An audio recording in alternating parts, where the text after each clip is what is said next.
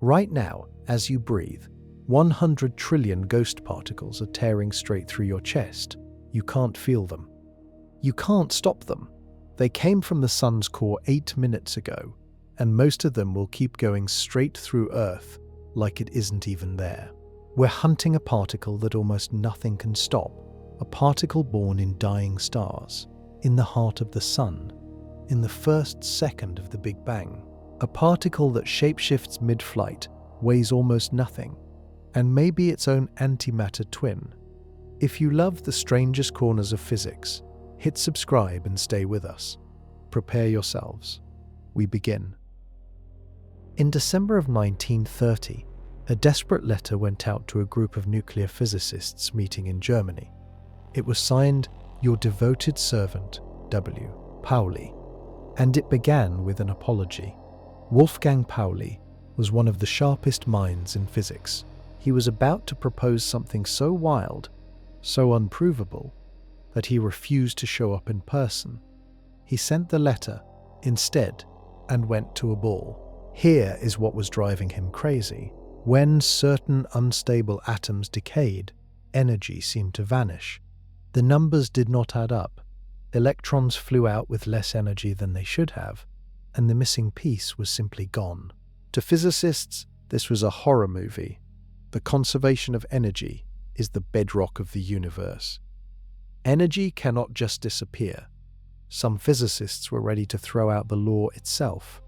Niels Bohr, one of the giants of the field, suggested that maybe energy was only conserved on average, not in every single event. Pauli refused to accept that. He decided the missing energy had to be carried away by something invisible, something nobody had ever seen. So he invented a particle on paper. In his letter, he proposed a tiny electrically neutral particle being flung out of the atom along with the electron. It had to be incredibly light, almost massless. It had to barely interact with anything. And it had to be so shy, so impossible to catch, that it had escaped every experiment ever performed. He called it the neutron, wrong name. That word would soon be taken by the much heavier particle Chadwick discovered in 1932. The Italian physicist Enrico Fermi, with a grin, suggested a better label.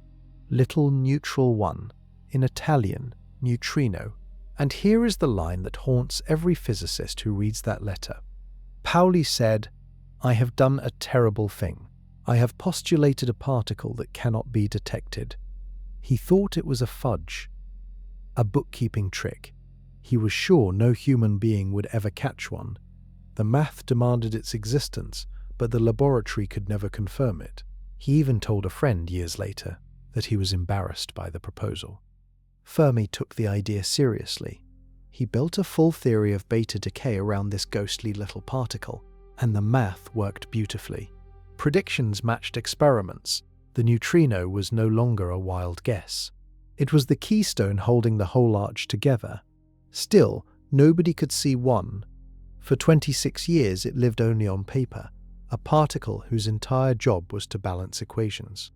A particle scientists had to assume but could never prove. Some called it the most embarrassing object in modern physics. Then, in 1956, two American physicists, Clyde Cowan and Frederick Rines, parked their detector beside a nuclear reactor in South Carolina. They flooded the area with antineutrinos pouring out of the reactor's core, and they waited. A signal, faint but real. Pauli, by then an old man, received a telegram. The particle he had invented in shame, the one he was sure would never be caught, had finally been found.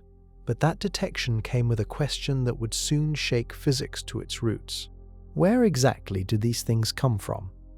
Because the next discovery would reveal that ghost particles are not just lurking inside reactors, they are flooding through everything you have ever touched. Hold up your thumb. Picture the area covered by your thumbnail. In the time it takes you to read this sentence, about 65 billion neutrinos will pass through that tiny patch of skin, every second, without pause, without warning, without you ever knowing. Now scale that up. Across your whole body, the number climbs to roughly 100 trillion neutrinos. slicing through you every second of your life. Some are coming from the sun, some from the rocks under your feet, some from a star that exploded 1 billion years ago. They do not knock. They do not announce themselves. They just pass. And here is what makes it strange. Most of those neutrinos will not interact with a single atom inside you. Not your bones, not your blood, not your brain.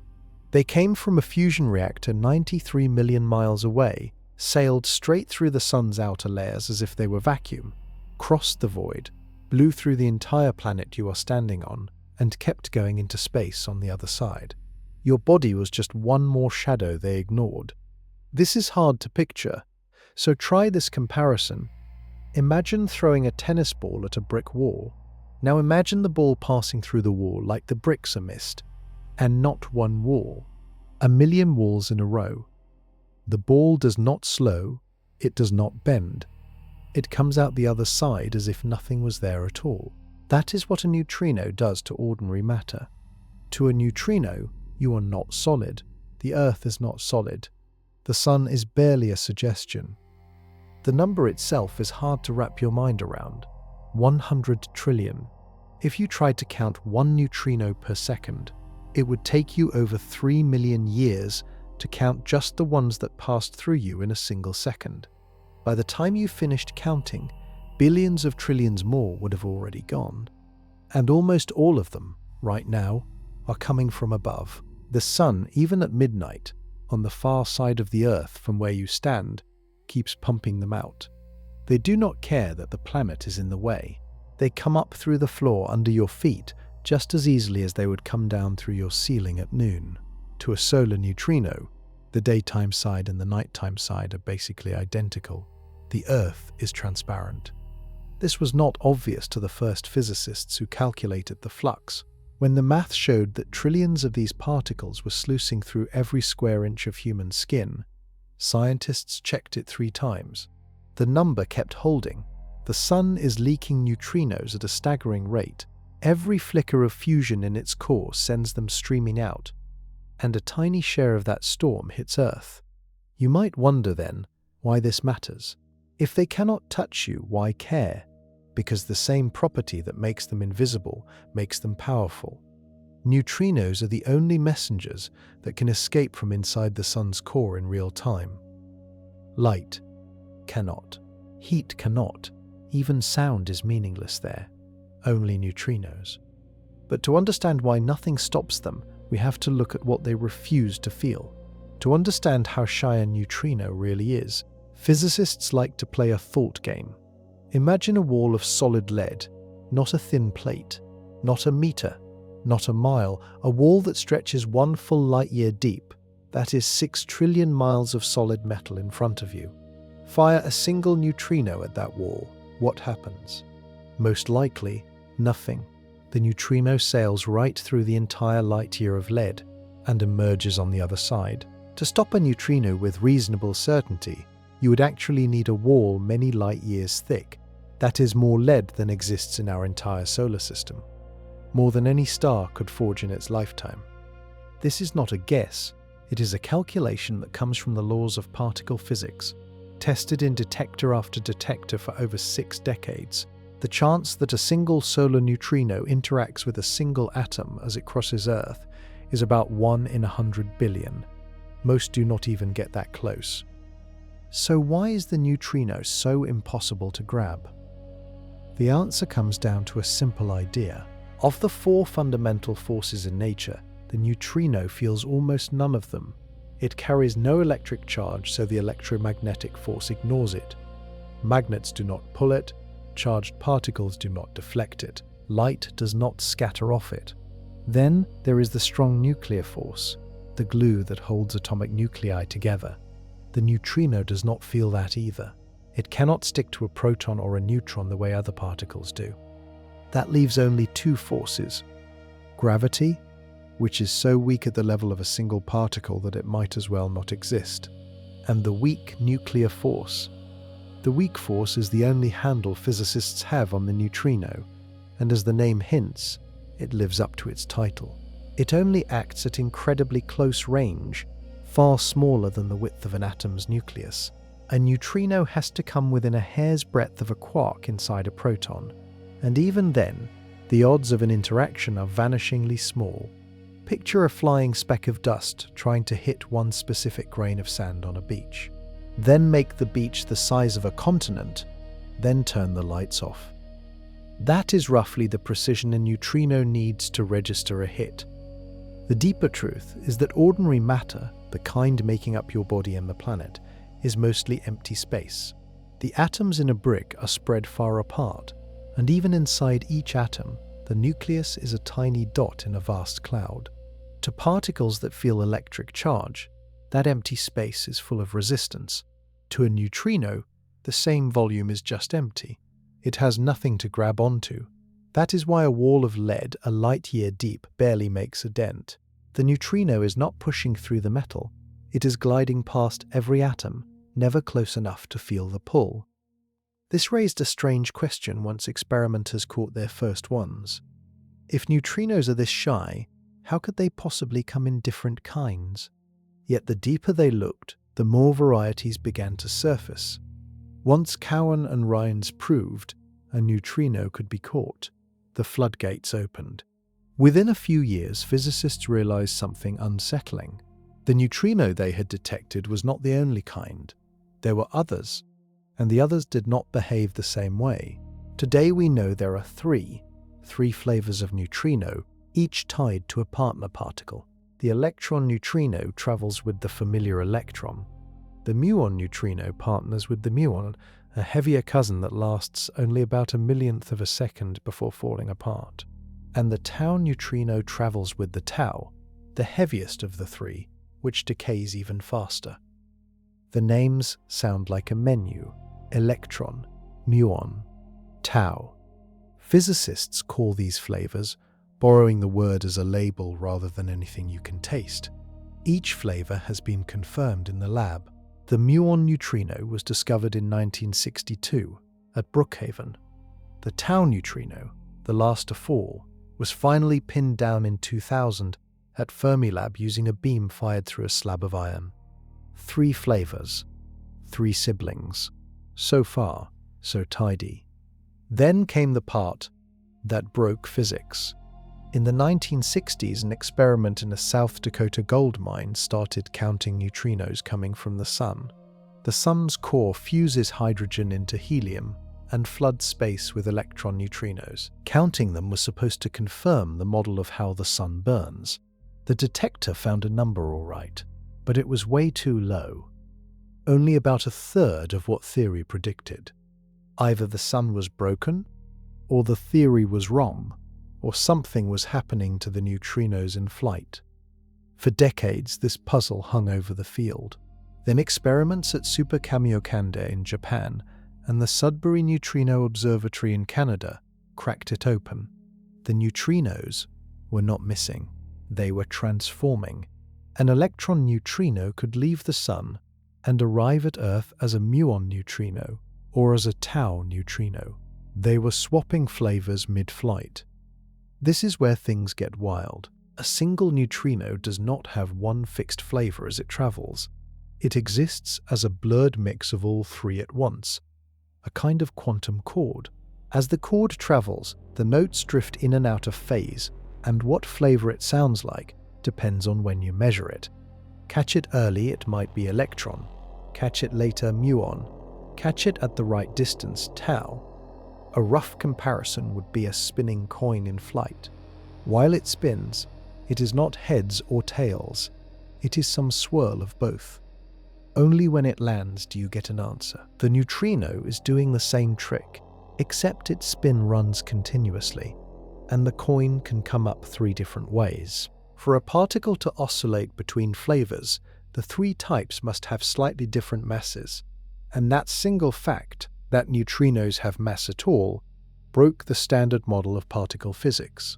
The standard model had assumed neutrinos were massless. They are not. The model needed surgery.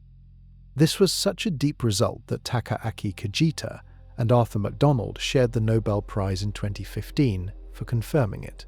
A particle nobody could see had quietly rewritten the rules. But before flavors and oscillations made sense, there was an older, simpler mystery.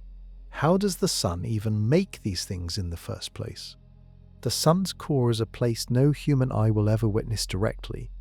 Pressure crushes hydrogen so hard that protons fuse into helium. Temperatures climb past 27 million degrees Fahrenheit. Light born in that furnace takes on average around 100,000 years to wrestle its way to the surface. Some estimates push it longer. That is not a typo. 100,000 years, photons in the sun's core bounce, scatter, get absorbed, get re-emitted, and slowly stagger outward through the dense plasma. The photons carrying sunlight to your eyes today were born when our ancestors were still chipping flint into spear points. But a neutrino born in the same fusion event takes about 2 seconds to reach the surface. 2 seconds. The reason is simple. Photons are made of light. They feel the electromagnetic force. Every charged particle in the sun grabs at them, slows them, knocks them sideways. The sun's interior is the worst traffic jam in the universe for light. Neutrinos, on the other hand, ignore every charged particle as if it were not there. They cross the entire sun or 430,000 miles of churning plasma in roughly the time it takes you to inhale. Once free of the surface, those neutrinos sprint to Earth. The trip across 93 million miles of space takes about 8 minutes. So when you go outside on a sunny day, the warmth on your face came from photons born 100 millennia ago. The neutrinos hitting you arrived in 8 minutes and 2 seconds. They are the freshest news the sun ever sends. This makes neutrinos uniquely valuable. They are the only direct messengers from the sun's core that exists right now. Everything else, the brightness, the X-rays, the surface activity, comes filtered, delayed, scrambled by a 100,000-year passage. If the sun's core suddenly hiccuped, we would see it in the neutrino flux first. The light would not catch up for 1,000 human lifetimes. The fusion reactions making them are well understood. The dominant chain in our sun is called the proton-proton chain. 2 protons collide, fuse, and one of them spits out a positron and an electron neutrino as it converts into a neutron. The hydrogen has begun to become helium. There are several branches in this chain, each producing neutrinos with different energies. A small but important branch involves boron. When a proton fuses with a beryllium nucleus, briefly making boron, that boron decays and produces a high-energy neutrino. These boron neutrinos are rare, but they were the ones early experiments hunted because their energy made them easier to catch. Most of the neutrinos pouring out of the sun are lower energy from the simpler proton-proton step. They are far more numerous but harder to detect. Together, all those branches add up to a tide of about 65 billion neutrinos crossing every square centimeter of Earth's sunlit side every second. That is not a peak figure. That is the steady, ordinary daytime number. By night, almost the same flow keeps coming up through the floor, since the Earth is transparent to them. You are bathed in starlight you cannot see, every moment, day and night. That alone would be remarkable. But when scientists tried to count these particles, the numbers refused to add up, and the disagreement would last almost 40 years. In 1965, a chemist named Raymond Davis began an experiment that sounded absurd. He filled a tank the size of an Olympic swimming pool with 100,000 gallons of dry cleaning fluid. Then he buried it nearly a mile underground, inside the Homestake gold mine in South Dakota. His goal was to count neutrinos coming from the sun. The fluid was a chlorine-rich liquid. The trick was a simple piece of chemistry. Once in a great while, a passing neutrino would collide with a chlorine atom and convert it into argon. Argon is a noble gas, easy to flush out and count. So Davis ran the experiment for years, periodically rinsing the tank, capturing the few argon atoms produced, and measuring them. He used dry cleaning fluid because it was cheap, dense in chlorine, and available by the truckload. The mine depth was crucial. A mile of solid rock blocked out cosmic rays from above, leaving only neutrinos able to slip through. Anything else would drown the signal in noise. The expected count was clear. Theorists at Caltech, led by John Bacall, had calculated how many solar neutrinos should arrive and how many should react with chlorine. The number was small, around a few atoms of argon per week. Davis's experiment was sensitive enough to count those handfuls of atoms. Then the result came in. Davis was finding only about 1/3 of the predicted number. This was not a small disagreement. This was a chasm. Either the sun was producing far fewer neutrinos than expected, which meant something was deeply wrong with our understanding of how stars burn, or the neutrinos were vanishing somewhere between the core and South Dakota. Neither option was comfortable. For years, suspicion fell on Davis. Surely his apparatus was missing argon. Surely the chemistry was off. But every audit confirmed his counts were solid. Then suspicion fell on Bacall. Surely the solar model was wrong.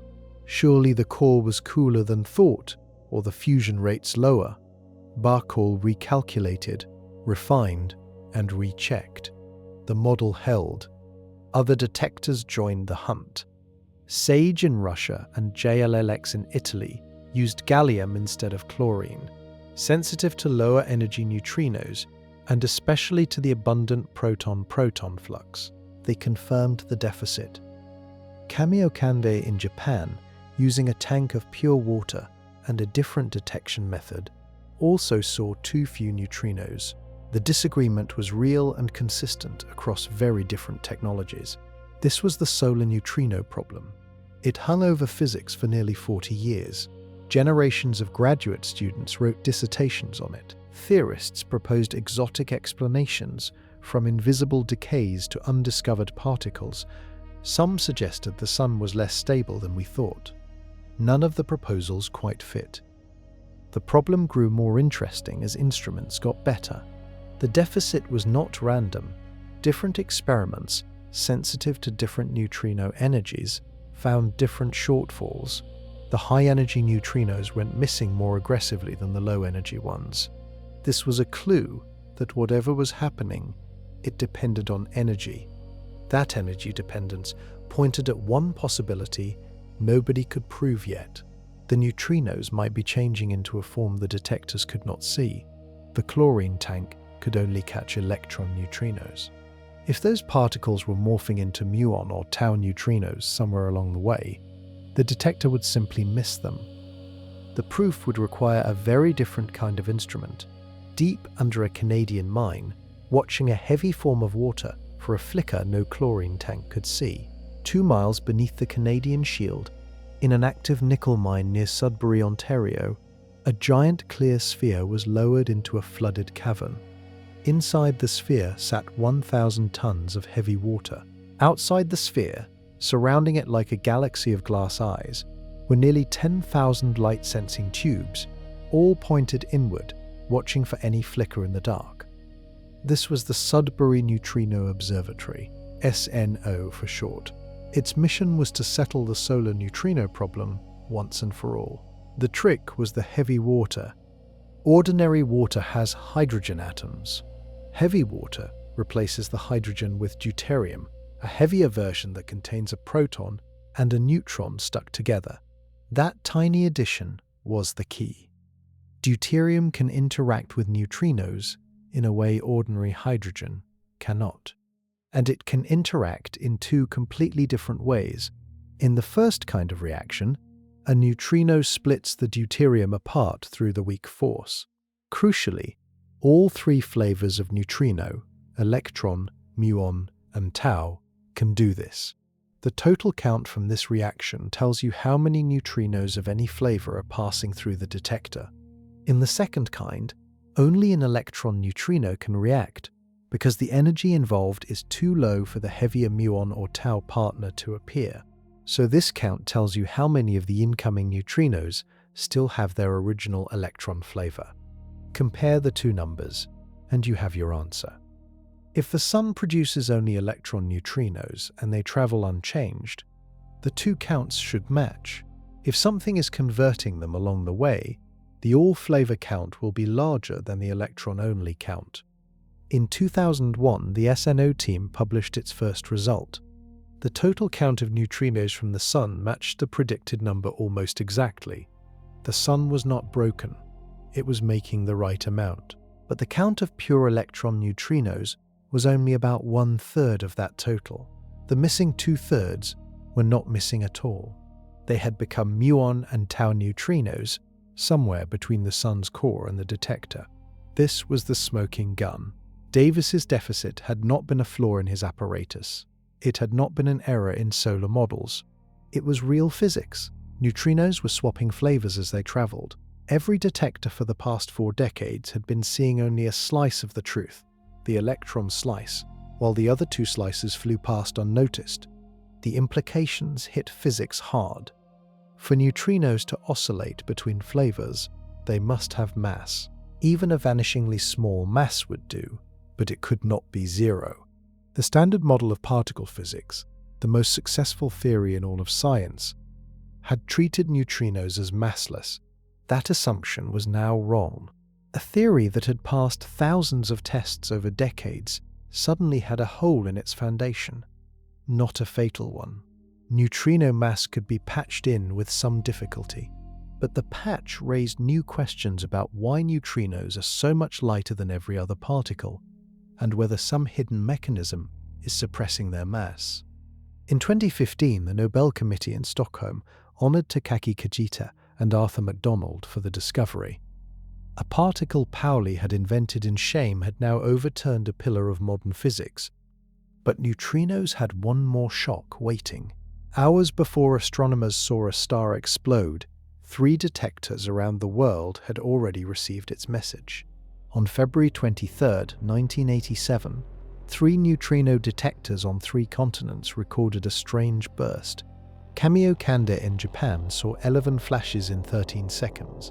IMB in Ohio saw 8.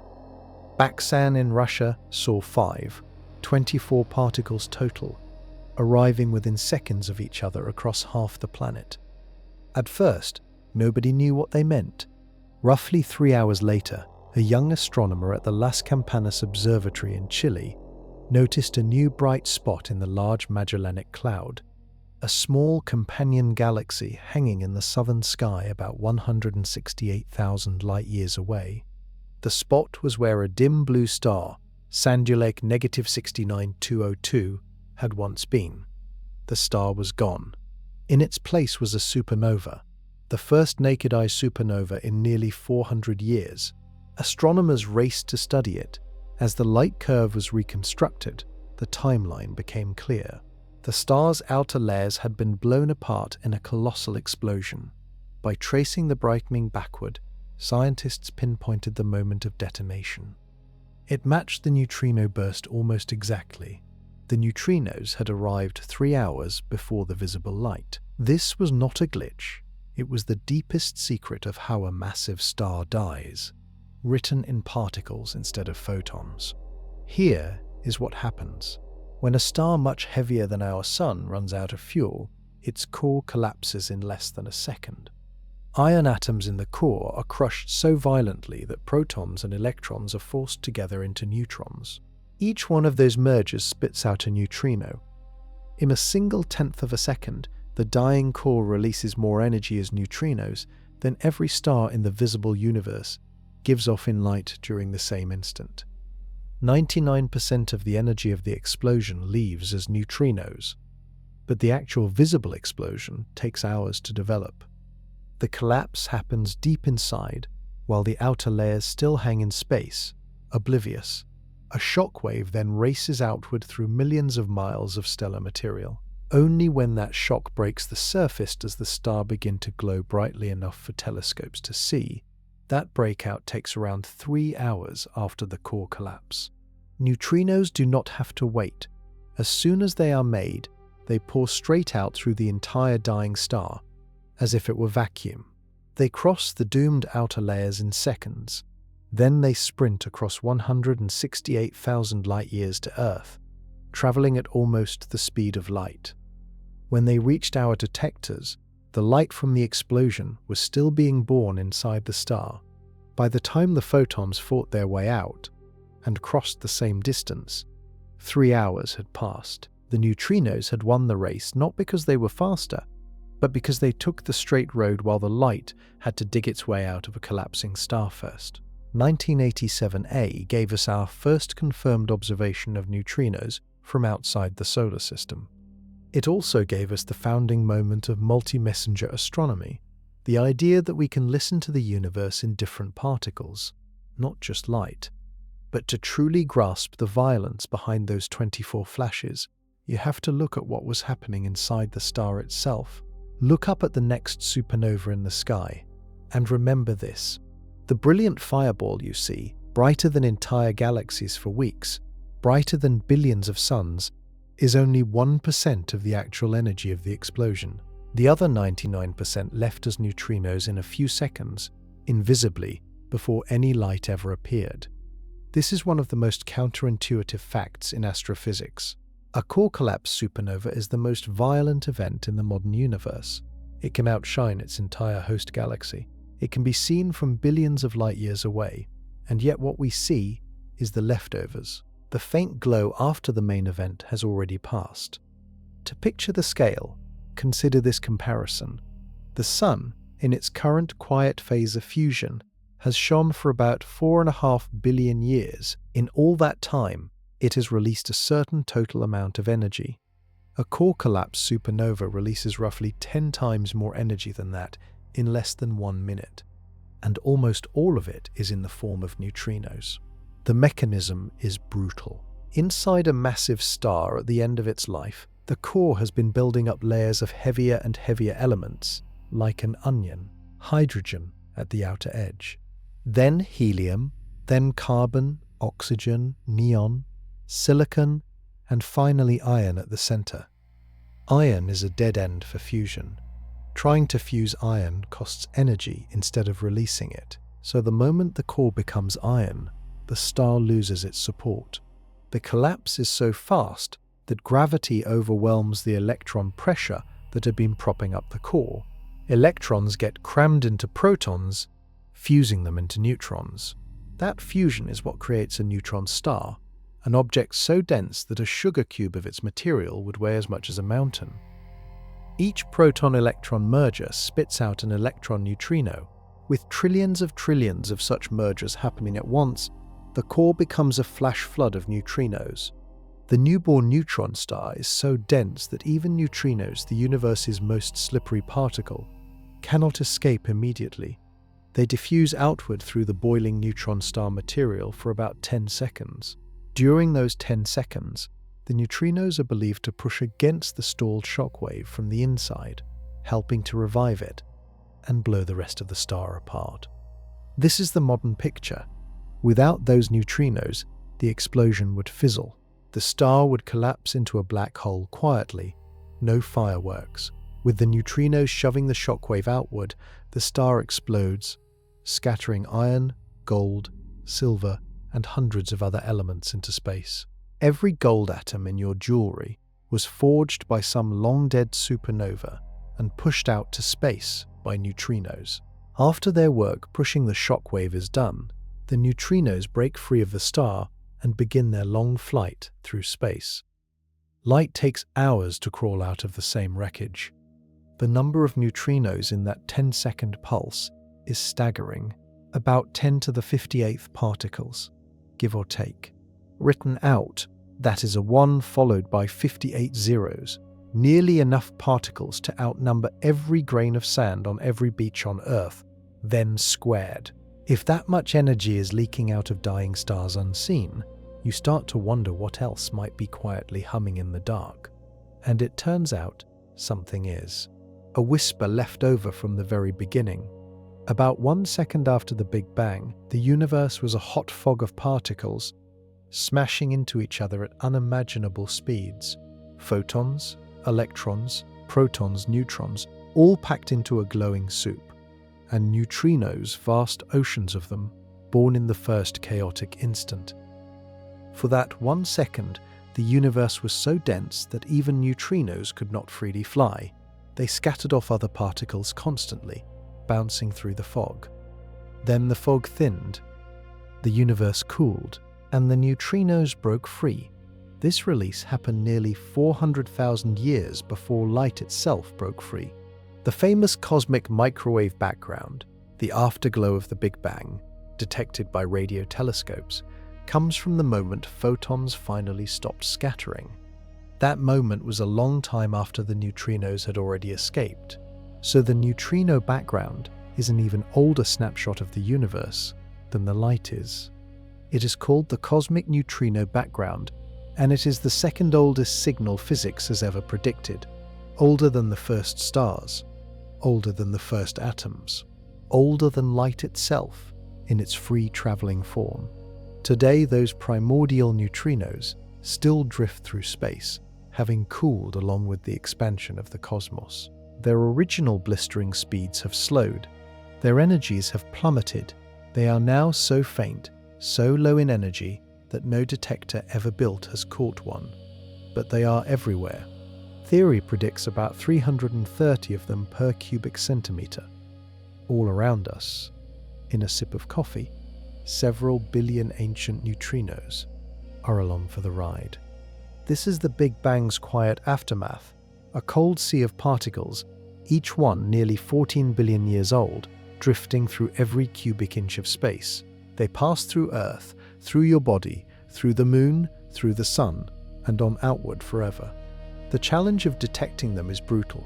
Their energies are so low that the usual tricks for catching neutrinos do not work.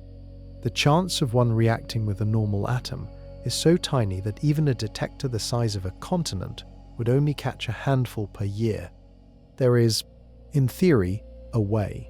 An experiment called Ptolemy, named after the ancient astronomer, plans to catch them by aiming at radioactive tritium atoms, which can absorb a relic neutrino and emit an electron with a specific signature. If it works, it would be the first direct observation of the cosmic neutrino background. As of now, the experiment is still being built. Why does this matter?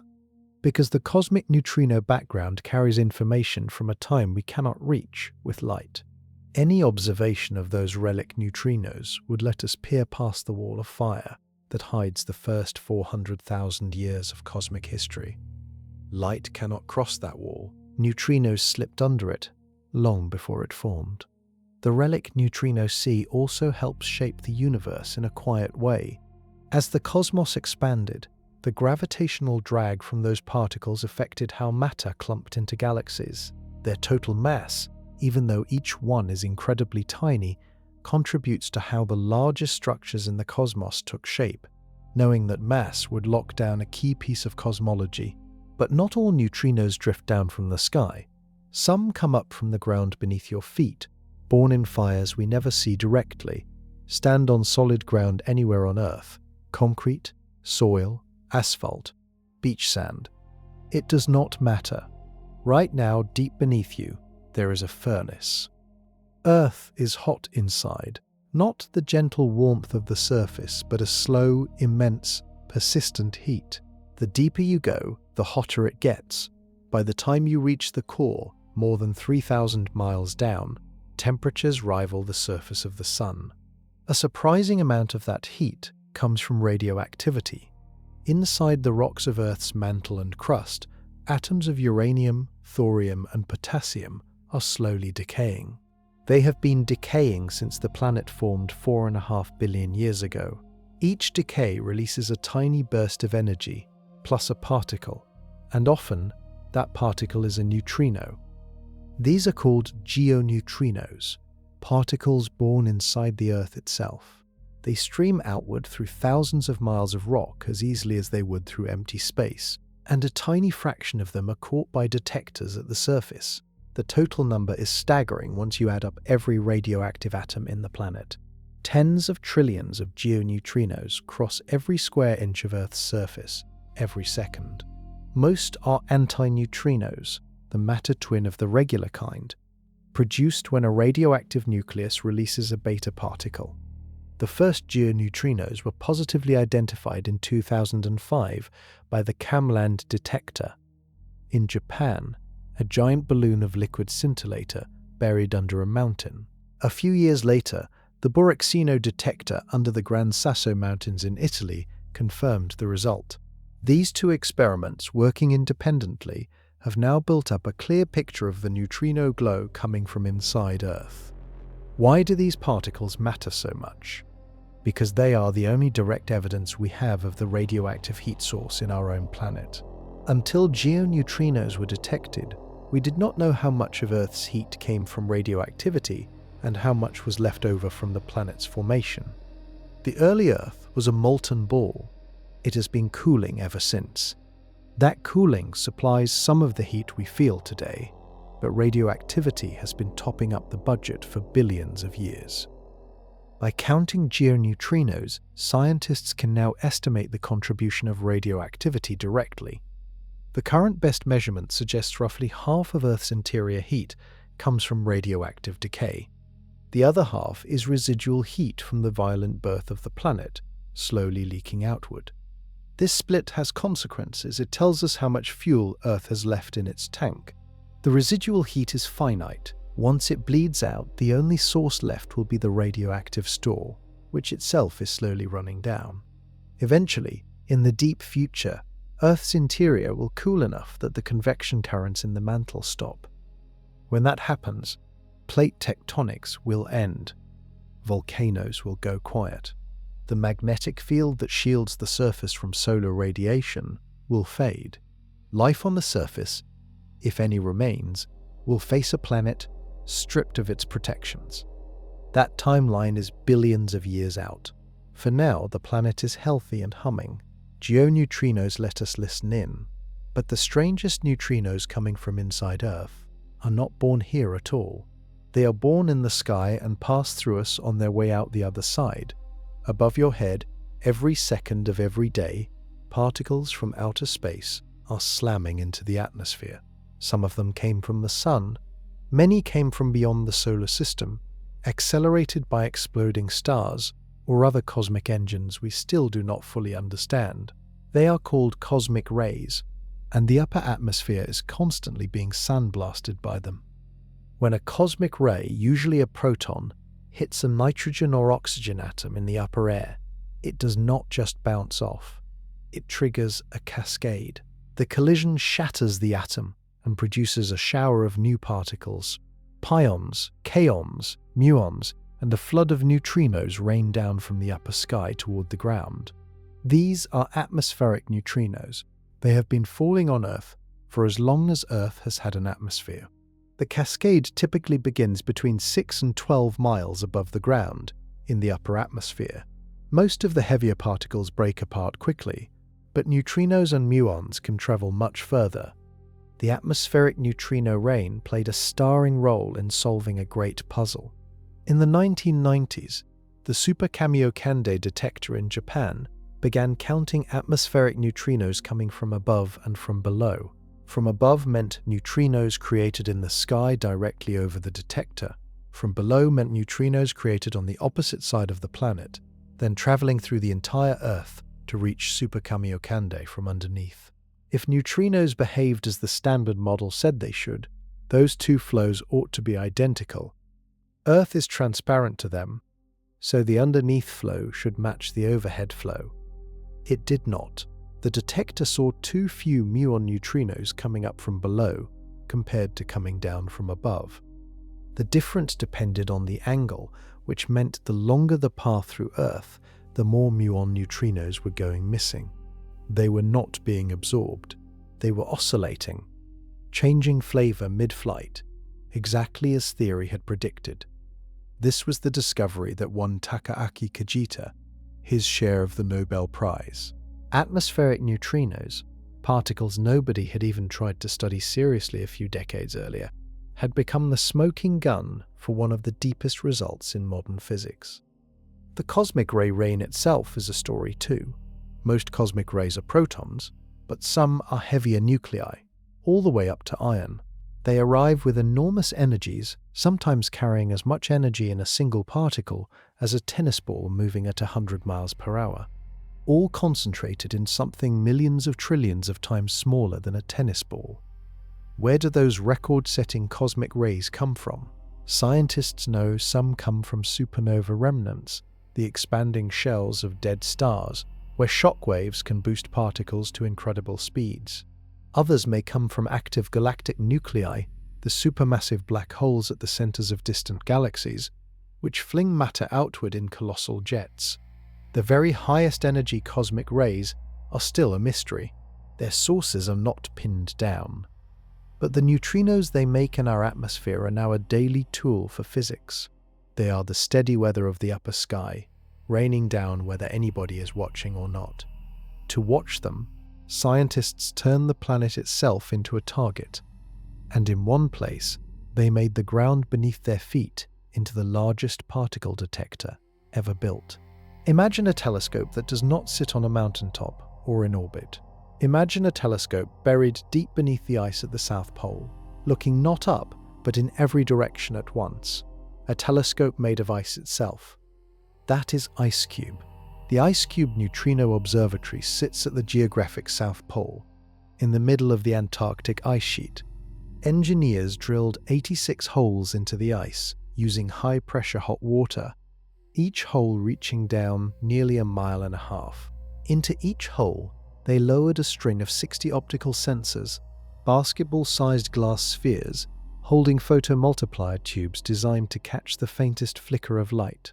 Then the holes refroze, locking the strings in place forever. The instrumented volume is 1 cubic kilometer, about 1/4 of a cubic mile, a cube of ice the size of the tallest mountain on Earth, packed with 5,160 light sensors, all watching for ghosts. Why ice? Because ice at that depth is among the clearest natural material on the planet. Light can travel hundreds of feet through it without scattering. Combined with the freezing temperatures which keep the dark noise of the sensors absurdly low, the polar ice becomes a nearly perfect detector medium. Here is how it works. A neutrino, mostly indifferent to matter, occasionally hits a nucleus inside the ice. When it does, the collision produces a charged particle, often a muon, racing through the ice faster than light travels in ice. Note that this is not faster than the speed of light in vacuum, which would be impossible.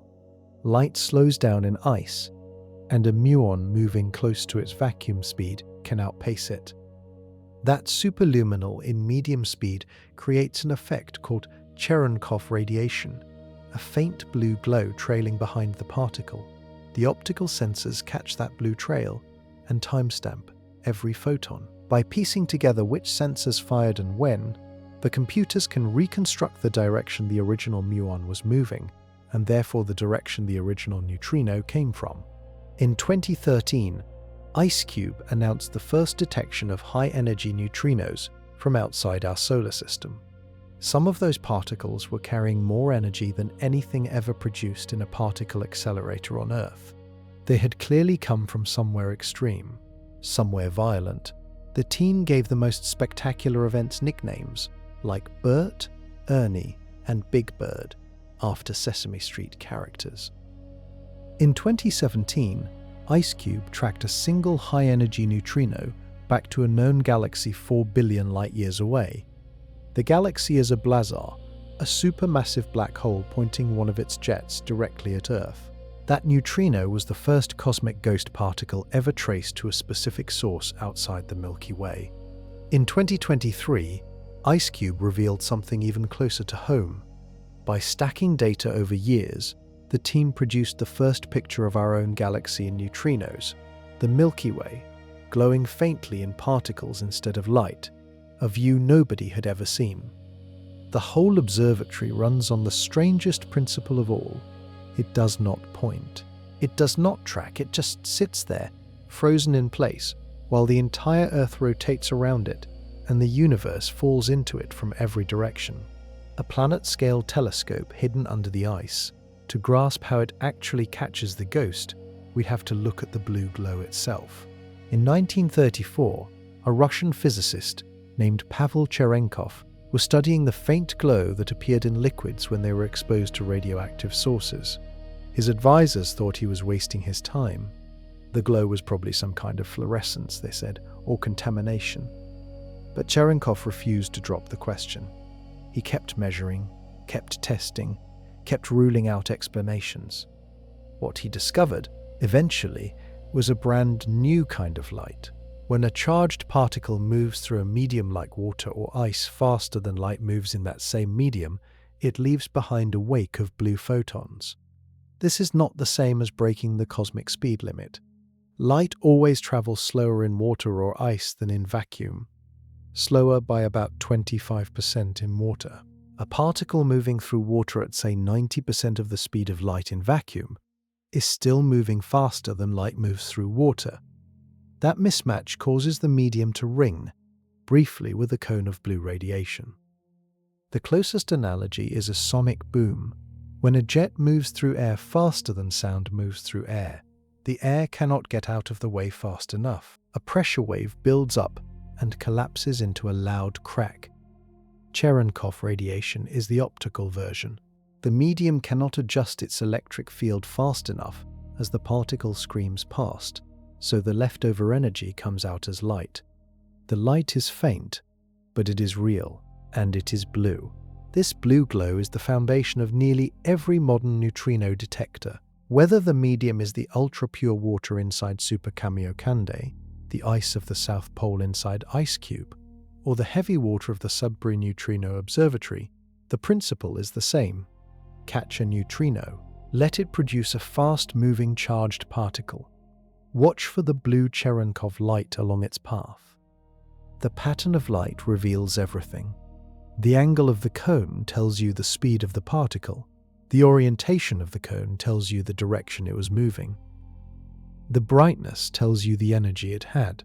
From a single faint flicker in a pitch-black tank of water, scientists can reconstruct the energy and direction of the neutrino that produced it. The detection rates are absurd. Even with the largest detectors ever built, only a tiny fraction of the neutrinos passing through actually leave a signal. Super Kamiokande catches a few solar neutrinos a day out of the trillions that fly through.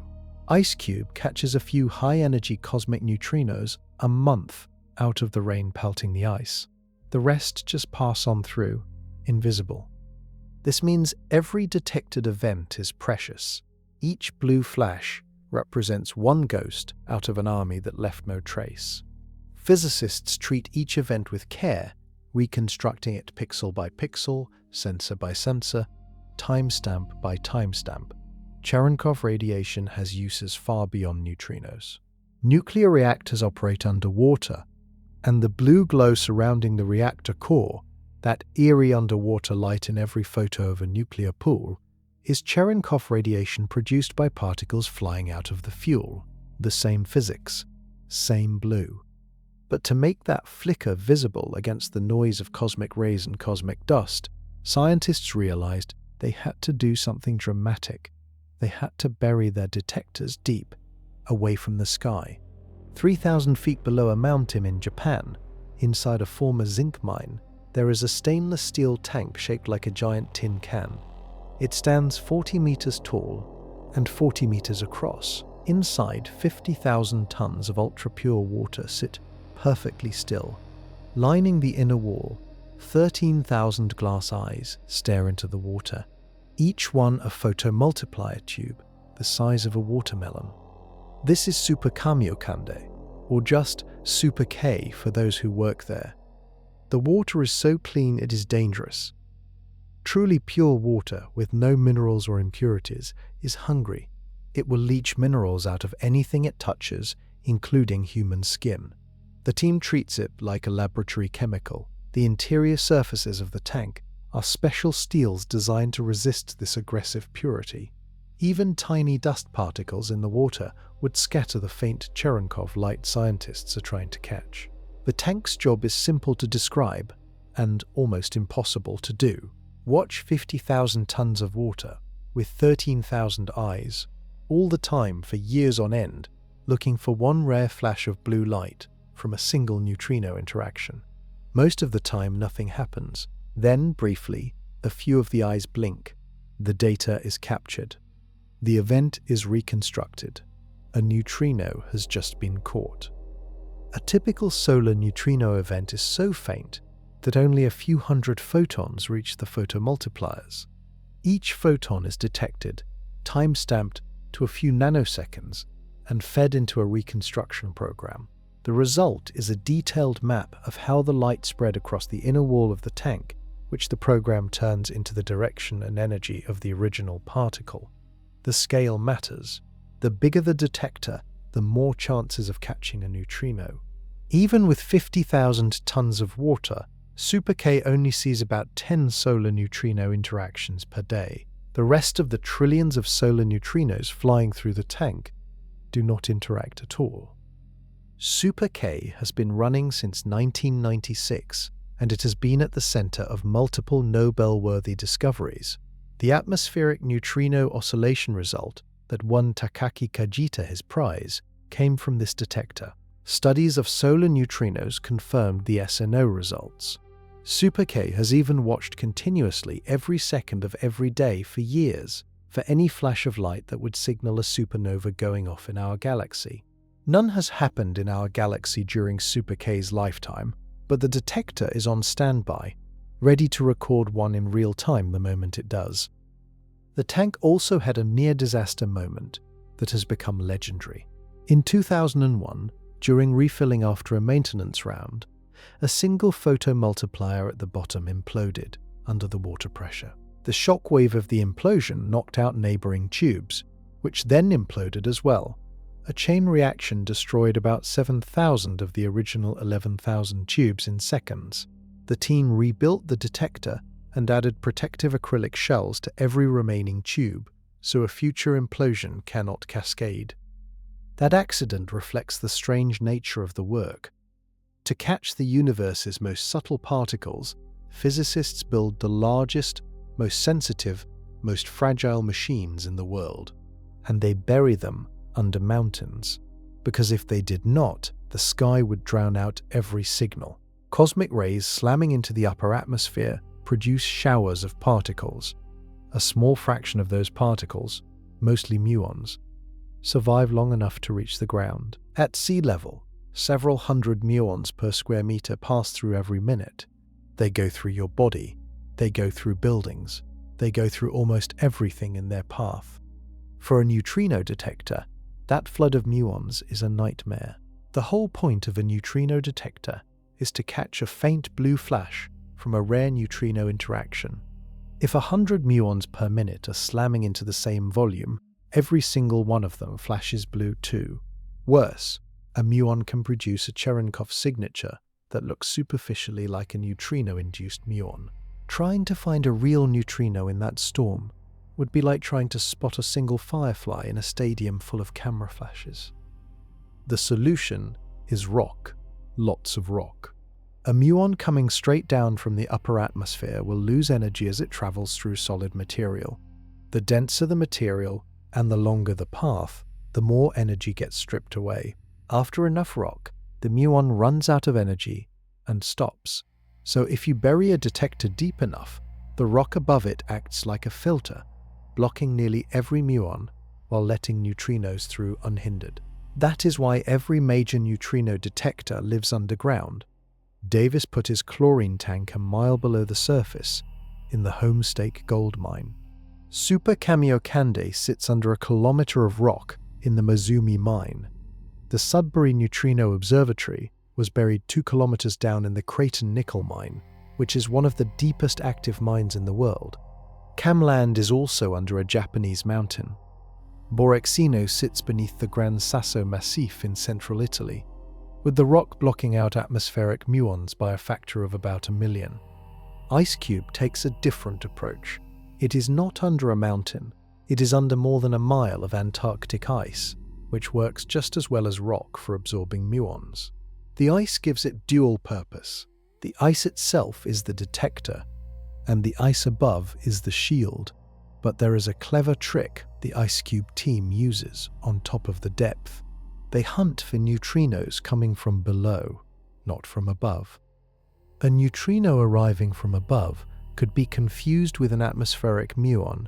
A neutrino arriving from below has just passed through the entire Earth. Nothing else makes it through the planet that way except neutrinos. So if a flash points upward through the ice, It must have come from a particle that crossed the globe. The Earth itself becomes a filter. There is another reason for depth. Even radioactivity in ordinary rock and concrete produces background flashes. Trace amounts of uranium and thorium are everywhere, and their decay products fire off particles that can mimic neutrino events. In a deep, carefully chosen mine, the surrounding rock can be tested for radioactivity and selected for low levels. The detector materials themselves are screened too, sometimes for years before being used, to ensure no contamination ruins the data. This obsession with cleanliness and isolation is unique to neutrino science. Most physics experiments fight gravity or temperature. Neutrino physics fights noise. The whole goal is to silence the universe, to shut out every flash and ping that is not a neutrino, so that the few real signals can stand out clearly. But then, in 2013, came a signal that no shield was meant to handle, particles arriving with energies far beyond anything Earth could produce. In November of 2012, IceCube data analysts noticed something strange in their archives. Two unusually bright events from the previous year. Bright in this context meaning the Cherenkov flashes were enormous, signaling neutrinos with energies exceeding 1 peta-electron volt. A peta-electron volt is 1 quadrillion electron volts. That is millions of times more energetic than anything produced by the Large Hadron Collider in Europe, the most powerful particle accelerator humans have ever built. Two events, each about 1,000 times more energetic than the most energetic atmospheric neutrinos ever recorded. The team named them Bert and Ernie. Then they found Big Bird, an even brighter event in the next batch of data. As more events trickled in, the signature became unmistakable. These were not atmospheric neutrinos. They were not from the sun. They were not from any source within our solar system. The energies were too high. The arrival directions were spread randomly across the sky, not clumped along the galactic plane the way local sources would suggest. In November of 2013, IceCube made it official. They had detected a diffuse flux of high-energy neutrinos arriving from outside the solar system, the first cosmic neutrinos ever found. This was a new kind of astronomy. For thousands of years, humans had studied the universe through light. In the 20th century, we added radio waves, infrared, ultraviolet, X-rays, and gamma rays. All forms of light, just different wavelengths. In the 21st century, we added gravitational waves through observatories like LIGO. Each new channel let us see something the others missed. Neutrinos were the next channel, and they offered something none of the others could. A neutrino is electrically neutral, so magnetic fields in space cannot deflect it. A photon from a distant explosion can be absorbed or scattered by gas and dust along the way, dimming or distorting the signal.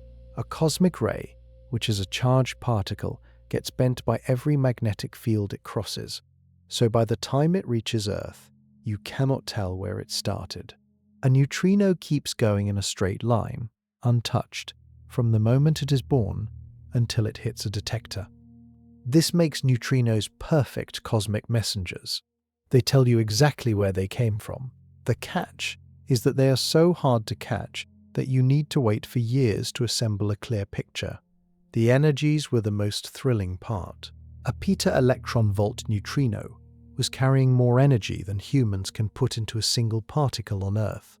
Despite all our giant accelerators, that energy had to come from somewhere extraordinary. Some natural cosmic accelerator was hurling protons or atomic nuclei to staggering speeds, and then those protons were colliding with photons or other matter to produce these high-energy neutrinos as a byproduct. The candidates were exotic, active galactic nuclei, the supermassive black holes at the centers of galaxies, swallowing matter and shooting out jets at near light speed. Gamma-ray bursts, the most violent explosions known, possibly when massive stars collapse straight into black holes. Starburst galaxies, where dense clusters of new stars are exploding rapidly. Even more exotic possibilities like decaying dark matter were not ruled out. For the first few years after the discovery, no specific source could be pinned down. The neutrinos were arriving from everywhere, in every direction, at random. Whatever was making them was either very common, very distant, or both. Then, in 2017, a single ghost particle came in carrying an address, and IceCube finally had a name to point at. On September 22, 2017, at 8:24 in the morning Antarctic time, a single neutrino ploughed into the ice beneath the South Pole. It carried about 300 trillion electron volts of energy. The IceCube detector caught the blue Cherenkov streak from the muon it produced and reconstructed its direction in less than a minute. This was the moment IceCube had been waiting for. The team had set up an automated alert system that, whenever a high-energy event arrived, would broadcast its coordinates to telescopes around the world within seconds. Astronomers would then point their instruments at that exact spot in the sky and look for anything unusual happening there. The alert went out, and the spot the neutrino pointed at was already known to astronomers. In that direction, about 4 billion light-years from Earth, sat a galaxy with a supermassive black hole at its center. Around the black hole, gas was spiraling inward and being whipped up by intense magnetic fields. 2 jets of plasma blasted out from the poles of the black hole, perpendicular to the spinning disk of matter. By chance, one of those jets pointed directly at our planet. This kind of object is called a blazar. The name comes from blazing quasi-stellar object. Blazars are some of the most energetic environments in the known universe. The jet, aimed at us, makes them appear far brighter than their physical brightness would suggest. We are staring into the muzzle of a cosmic shotgun. The specific blazar was catalogued as TXS0506 plus 056, a sequence of letters and numbers from the survey that first noticed it. When the IceCube alert arrived, follow-up observations from gamma-ray telescopes, including NASA's Fermi Space Telescope, found that this blazar was right in the middle of an unusually bright flare. Its gamma-ray output had spiked. That was the connection. A flaring blazar had spat out a high-energy neutrino, and we had caught it. This was the first time anyone had identified a specific source of cosmic neutrinos beyond the Sun and supernova 1987A. After decades of staring at the diffuse glow of cosmic neutrinos, IceCube finally had a name to point at. The blazar had been seen by gamma-ray telescopes for years, but now it had revealed something more. The implications went deep. If blazars are producing neutrinos, they must also be producing high-energy cosmic rays. The neutrinos can only come from collisions involving accelerated protons, so the discovery solved a puzzle that had hung over astrophysics for over a century. Where do the highest energy cosmic rays come from?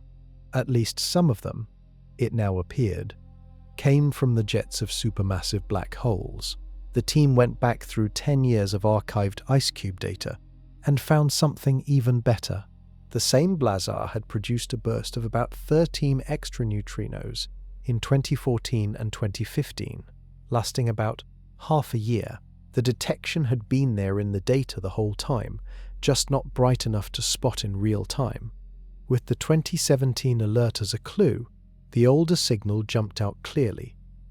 2 independent neutrino detections from the same source, years apart. The conclusion was solid. TXS0506 plus 056 was a real, repeating cosmic neutrino factory, but finding one source was just the beginning. The question now was how many others were hiding out there, and whether the rest of the sky might glow with neutrinos too. For most of human history, we have only ever seen our own galaxy in light. The Milky Way stretches across a clear night sky as a faint river of stars, dust, and glowing gas. Telescopes added radio waves, infrared, ultraviolet, X-rays, and gamma rays. Each new wavelength revealed a different version of the same galaxy. The dust lanes, the spiral arms, the central bulge with its supermassive black hole, the scattered remnants of old supernovae. Then in June of 2023, IceCube revealed something nobody had ever seen: the Milky Way in neutrinos. The team had spent years sifting through high-energy neutrino events, separating those coming from outside the galaxy from those coming from within it. The trick was machine learning. Algorithms trained to recognize the subtle signatures of different particle types could distinguish between a muon track from outside and a more diffuse cascade event that could be hiding among the local sky background. After a decade of data, a faint pattern emerged. The galactic plane, the band of sky tracing the disk of the Milky Way, was emitting more neutrinos than the rest of the sky, not as a single bright source, but as a smeared glow stretching across the band where most of our galaxy's stars and gas live. The image was processed and presented at a level above 4 standard deviations of significance. That is the threshold physicists used to call something a real signal rather than a statistical fluke. The galaxy was visibly leaking neutrinos. What is making them? Most likely, cosmic rays. Protons accelerated to enormous energies by old supernova remnants, and other cosmic engines bounce around inside the galaxy, occasionally smashing into hydrogen atoms in interstellar gas. Those collisions create pions, which then decay into neutrinos and gamma rays. The same process that creates atmospheric neutrinos in our sky scaled up to galactic dimensions. The galactic neutrino glow had been predicted for decades, confirming it took the patience of a long-running experiment in the Antarctic ice. The image is still rough, a kind of low-resolution radar map of where the brightest neutrino emissions in the galaxy are coming from. Future detectors will sharpen it. This image of the Milky Way is unlike any previous picture. It does not show stars or dust or gas. It shows where high-energy collisions are happening throughout the disk of our home galaxy. Regions full of dense gas and active star formation glow brightest. The center of the Milky Way, around the supermassive black hole, contributes too. A philosophical note: for all of human history, we lived inside a galaxy and saw it only in light. Now, for the first time, we have seen it in something other than light.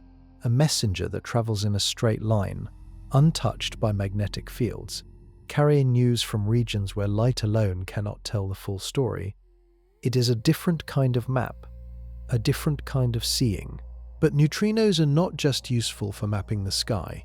They are interesting in their own right, because the most basic question about them, how heavy they are, has been one of the hardest puzzles in physics for the last 50 years. How heavy is a neutrino? The answer, after almost a century of work, is still mostly a shrug. We know they have mass.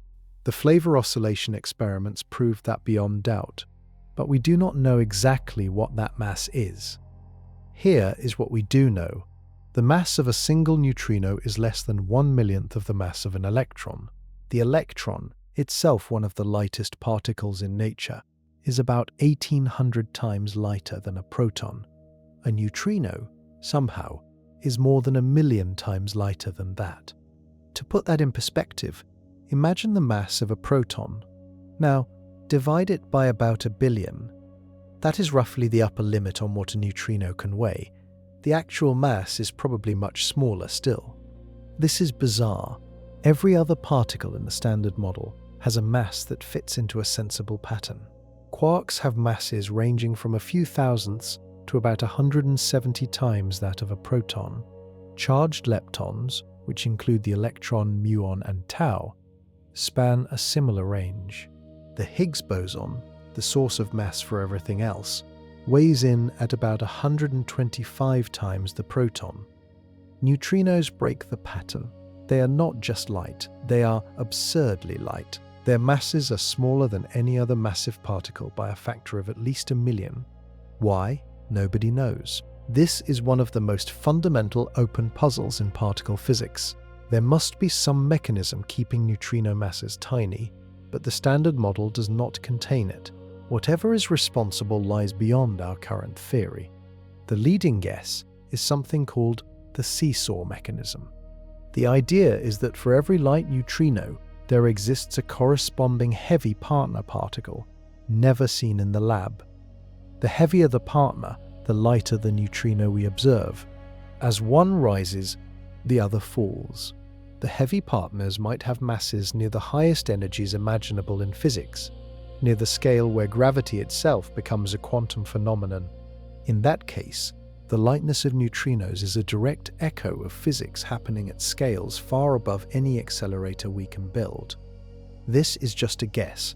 There are other proposals. Some involve extra dimensions. Some involve modifications to the Higgs mechanism. None has been proven. What is clear is that the lightness of neutrinos is a clue. A loose thread, pull on it hard enough, and a deeper layer of physics may come apart in your hands. There are also reasons to care about the actual numerical value. The mass of neutrinos affects how the universe forms structure. In the early cosmos, neutrinos were everywhere, and their tiny mass gave them a small but real gravitational pull. Their drag on the formation of galaxies has left fingerprints in how matter is distributed today. Cosmological observations of those structures provide one of the best limits on the total neutrino mass. But even with all this work, nobody has actually weighed a single neutrino directly. To do that, physicists are using one of the strangest experiments ever built. Before we get to that, there is a question even deeper than how much a neutrino weighs. A question about what kind of thing it really is. Every other matter particle in nature has a distinct antimatter twin. The electron has the positron, the proton has the antiproton, the quarks have antiquarks. They all come in pairs, identical except that their charges are opposite. When a particle meets its antiparticle, both are annihilated, releasing a burst of pure energy. The neutrino might be the exception. Because the neutrino has no electric charge, it could be its own antimatter twin, a particle that is identical to its antiparticle, a particle that if it ran into another of its kind under the right conditions, would annihilate itself. This idea was first proposed by an Italian physicist named Ettore Majorana in 1937. Majorana himself is a strange figure, brilliant, quiet, secretive.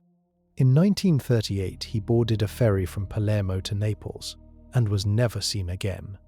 He left behind a few cryptic letters suggesting he intended to disappear, but no body, no clear motive, no resolution. His name is now attached to one of the deepest open questions in particle physics. If the neutrino is a Majorana particle, meaning identical to its own antiparticle, the implications are massive. It would explain through the seesaw mechanism why neutrinos are so much lighter than every other particle. It would suggest a tight connection between neutrino physics and the matter-antimatter asymmetry of the universe. It would also reveal a new kind of conservation law violation that would change how we think about the boundary between matter and antimatter. If the neutrino is a Dirac particle, meaning it has a distinct antiparticle just like every other matter particle, the picture is more conservative. Neutrinos would behave like everything else, just with much smaller masses. The mystery of why they are so light would still need a solution, but probably a different one. How do you tell the difference? Neutrinos are nearly impossible to study, and asking whether one neutrino is identical to its antiparticle seems even harder.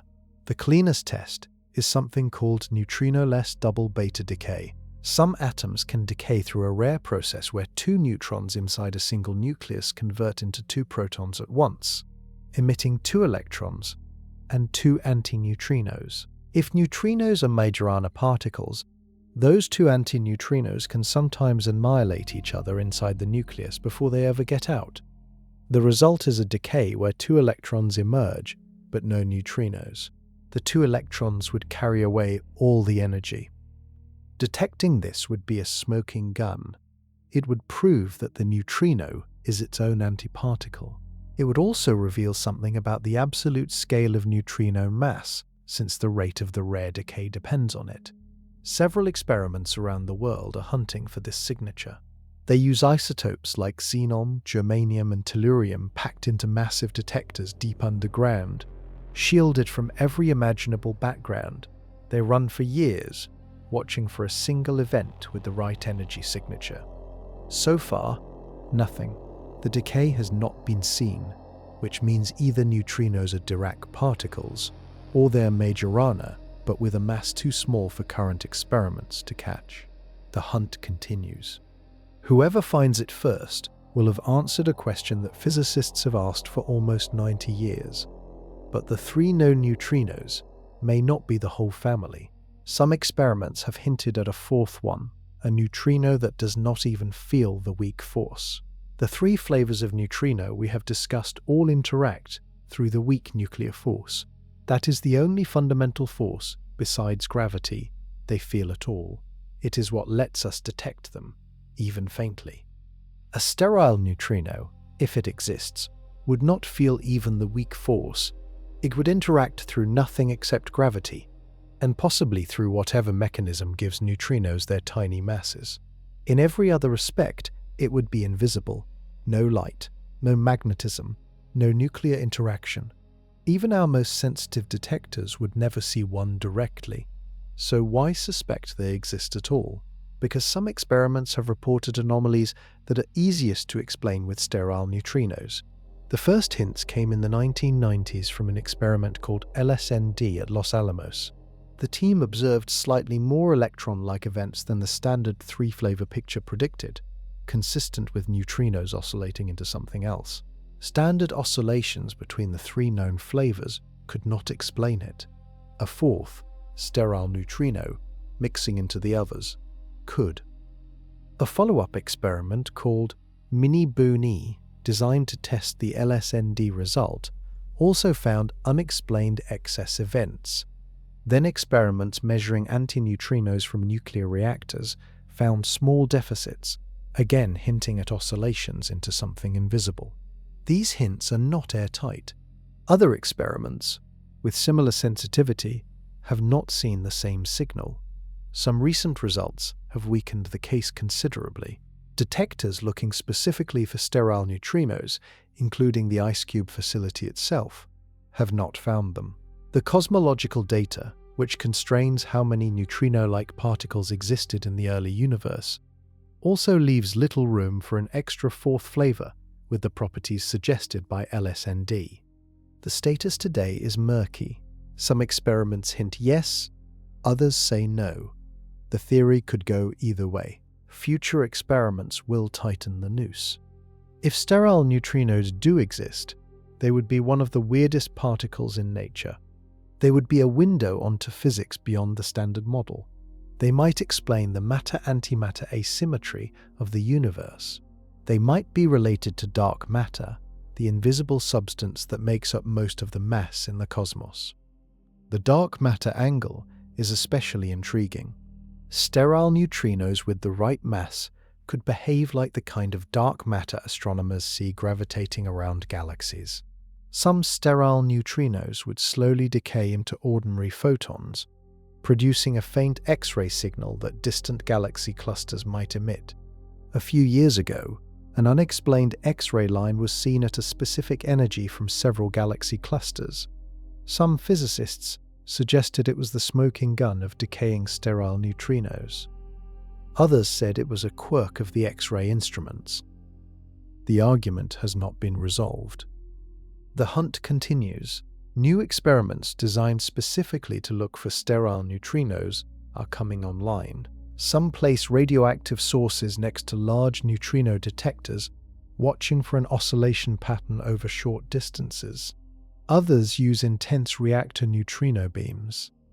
If the sterile neutrino is real, one of them should pin it down within the next decade. But sterile neutrinos are not the only way neutrinos might be tied to the deepest puzzles of the universe.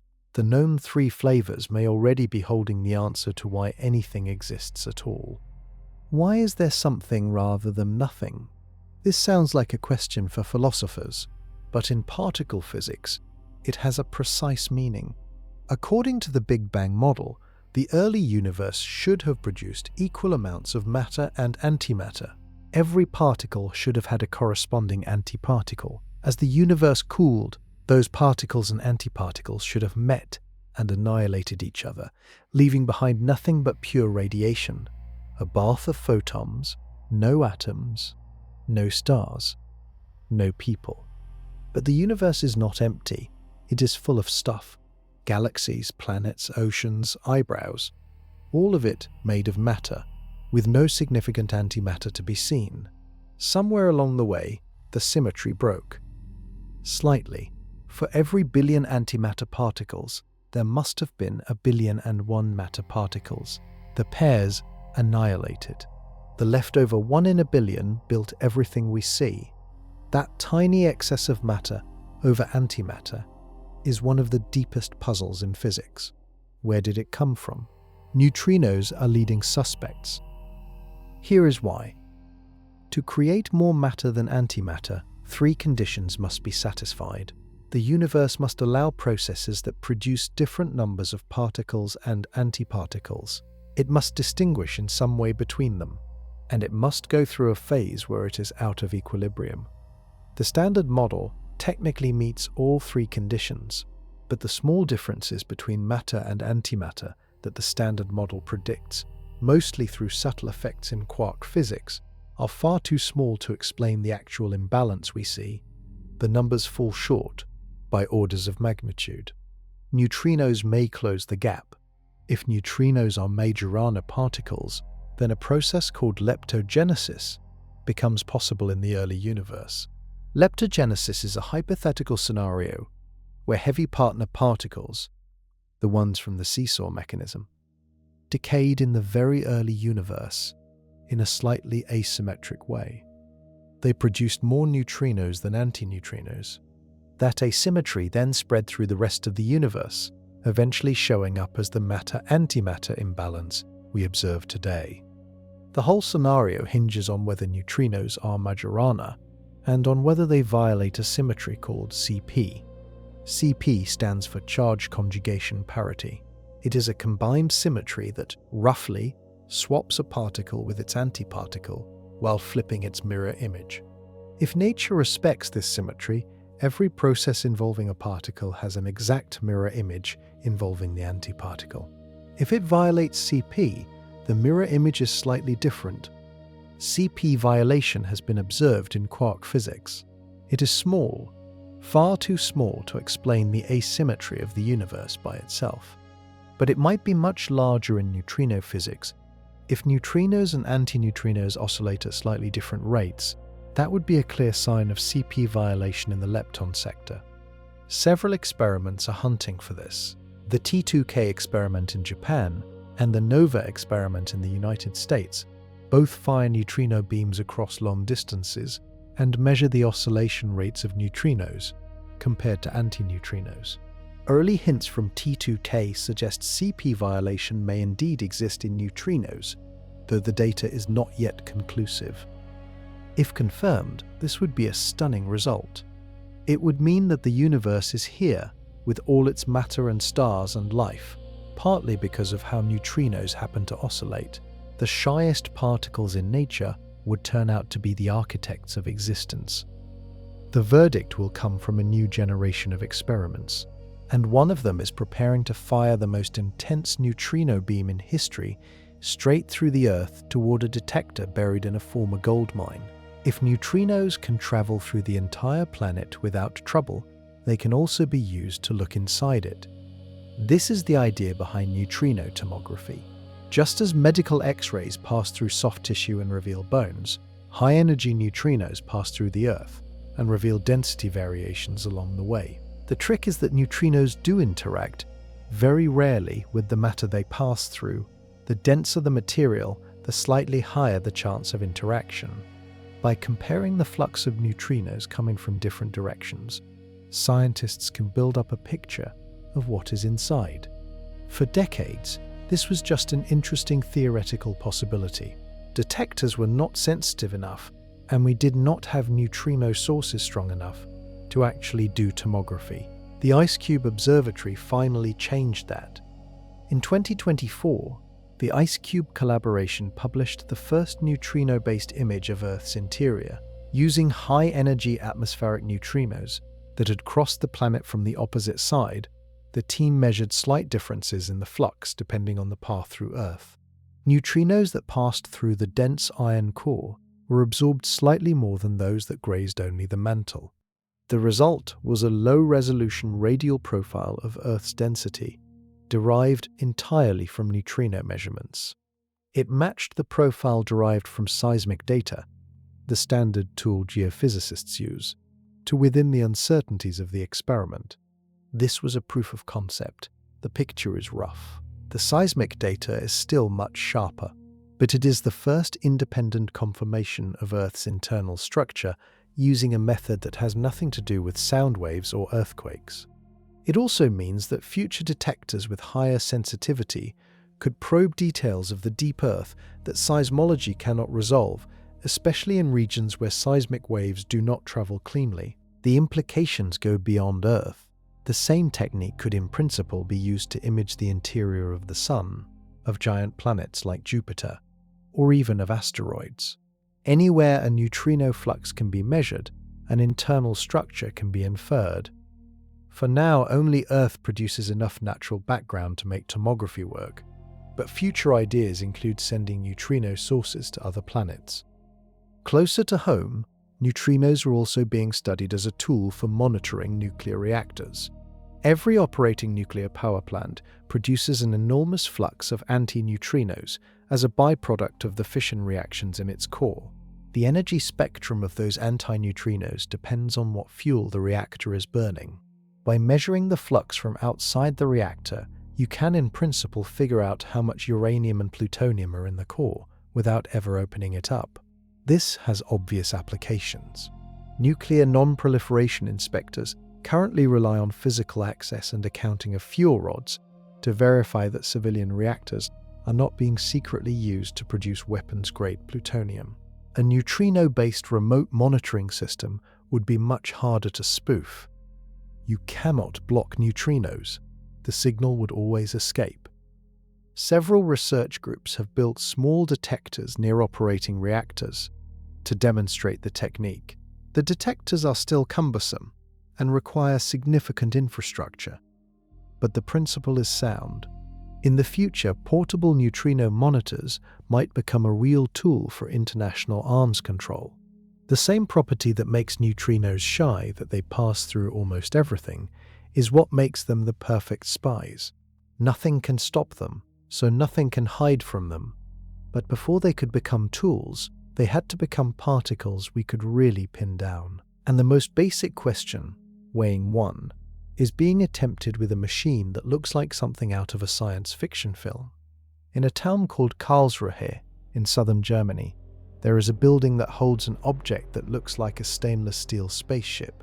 It is 200 tons of metal, 23 meters long, 10 meters wide. It is one of the largest ultra-high vacuum chambers ever built. The interior pressure is lower than the surface of the moon. This is Katrin, the Karlsruhe tritium neutrino experiment. Its sole purpose is to weigh a neutrino directly. The trick is tritium. Tritium is a heavy form of hydrogen with 1 proton and 2 neutrons. It is unstable. Roughly every 12.5 years, half of any sample of tritium will decay into helium-3, releasing an electron and an antineutrino. That decay is one of the lowest energy beta decays known, which is exactly what Katrin needs. When tritium decays, the energy of the released electron depends on how much energy the antineutrino takes with it. Most of the time, the electron gets a moderate amount, and the antineutrino takes the rest. But once in a long while, the antineutrino is born nearly at rest, carrying off only its rest mass energy. In that case, the electron carries away almost all the available energy. By measuring the energies of the electrons very precisely, especially near the maximum cutoff, Katrin can extract the mass of the antineutrino. The cutoff is shifted by the antineutrino's rest mass.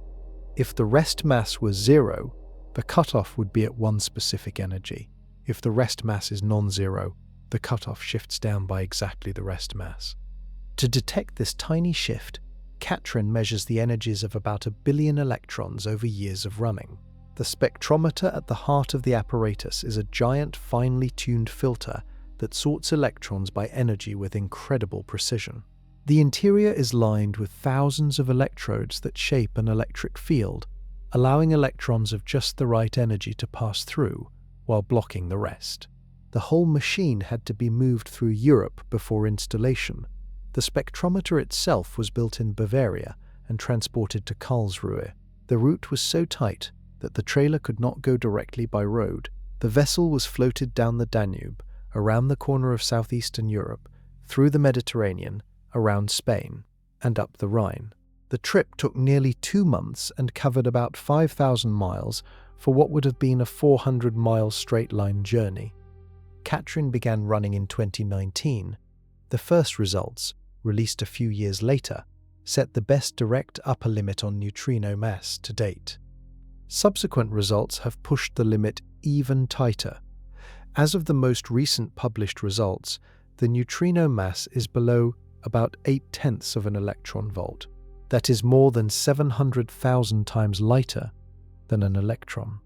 The experiment continues. It is expected to either find a non-zero mass or push the limit down by another factor of 2 before its planned end. If it does find a mass, it will be the first direct measurement of how much a single neutrino weighs. There is something poetic about it. The most plentiful matter particle in the universe, aside from photons, is being weighed by sorting electrons through a vacuum chamber the size of a small whale. The shyest particle in nature is finally being made to confess its mass. But knowing the mass is not the only frontier. The next big detectors are aiming to do more than weigh neutrinos. They are aiming to read their messages from across the cosmos. In the same gold mine where Raymond Davis once buried his chlorine tank, a new neutrino experiment is being built.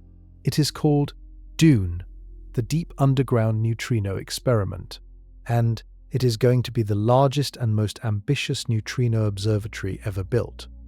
DUNE has 2 main parts: a near detector at Fermilab in Illinois, just outside Chicago, and a far detector a mile underground in the former Homestake mine in South Dakota. Between them, 800 miles of solid earth. The plan is bold. Fermilab will fire an intense beam of neutrinos through the rock towards South Dakota. The beam crosses the 800 miles in less than 3 milliseconds. As it travels, the neutrinos oscillate, changing flavor in the precise pattern dictated by their masses. The far detector measures the resulting flavor mix and compares it to the original mix at the source. From that comparison, scientists can extract the most precise neutrino oscillation parameters ever measured. The far detector is a marvel. It will hold 70,000 tons of liquid argon, kept just barely cold enough to stay liquid at about -300 degrees Fahrenheit. Liquid argon makes a beautiful detection medium because it produces both light and electric charge when a particle passes through. Electric fields drift the charges to wire planes that read out a 3-dimensional image of every interaction. The result is a movie of every particle track in extraordinary detail. The depth matters. By being a mile underground, the detector is shielded from cosmic rays, leaving only neutrinos and a tiny background of natural radioactivity. The argon is purified to an extreme. Even tiny amounts of contamination would absorb the electrons before they reach the wires. DUNE has multiple goals. The headline goal is measuring CP violation in neutrino oscillations. By comparing how neutrinos and antineutrinos oscillate over the 800-mile baseline, DUNE will determine whether they truly behave differently. If they do, it will help explain why the universe contains matter and not just radiation. A second goal is determining the mass ordering of neutrinos. We know there are 3 neutrino mass states, with 2 close together and 1 further away. We do not yet know whether the lone one is heavier than the pair or lighter. DUNE will settle this question. A third goal is watching for a galactic supernova.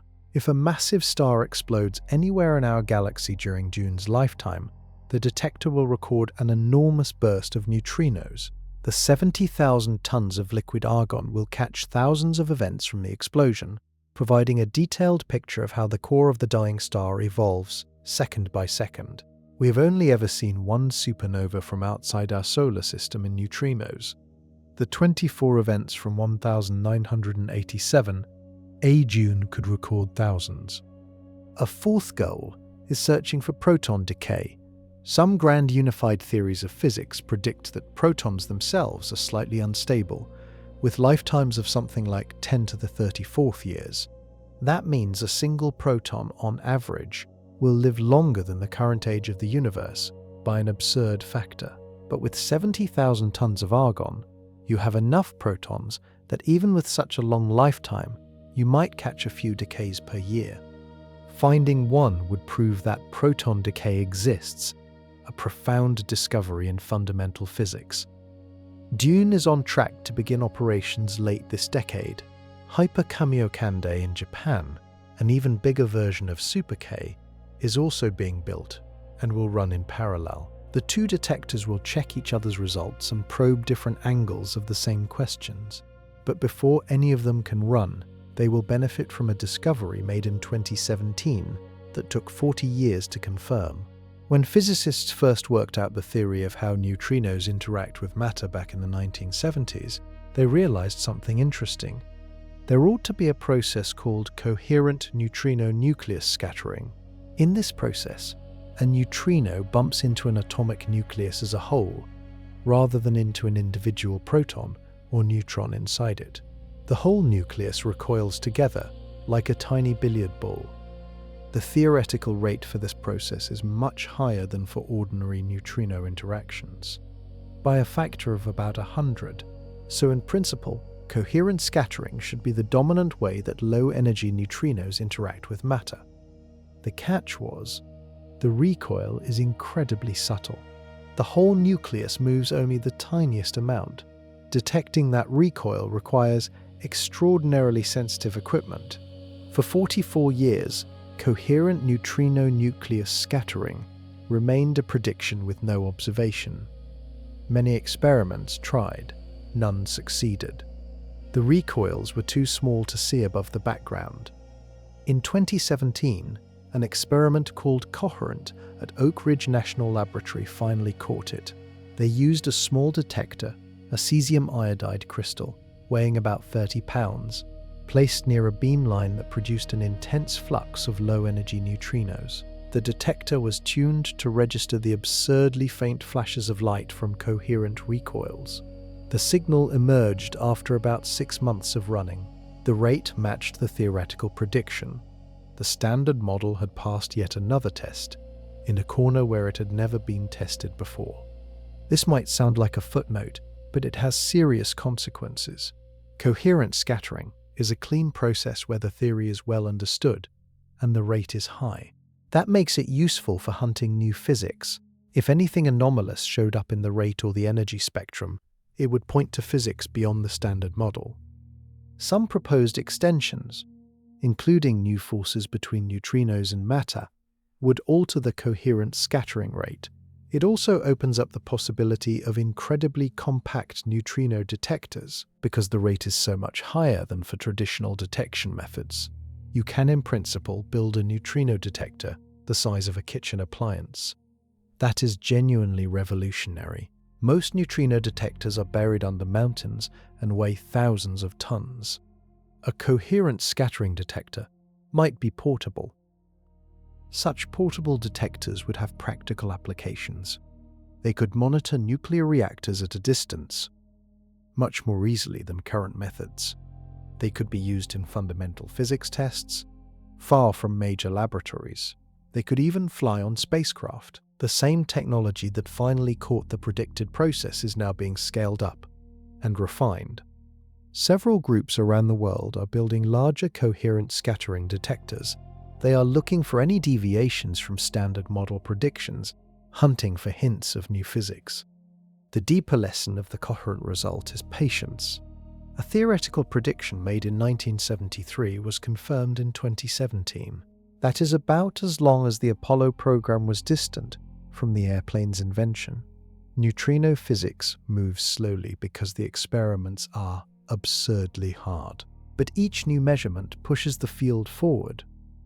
Even without coherent scattering, there is a property of neutrinos that no other particle has. They are perfect cosmic messengers, and with the latest detectors, scientists are using them to look at parts of the universe where light cannot go.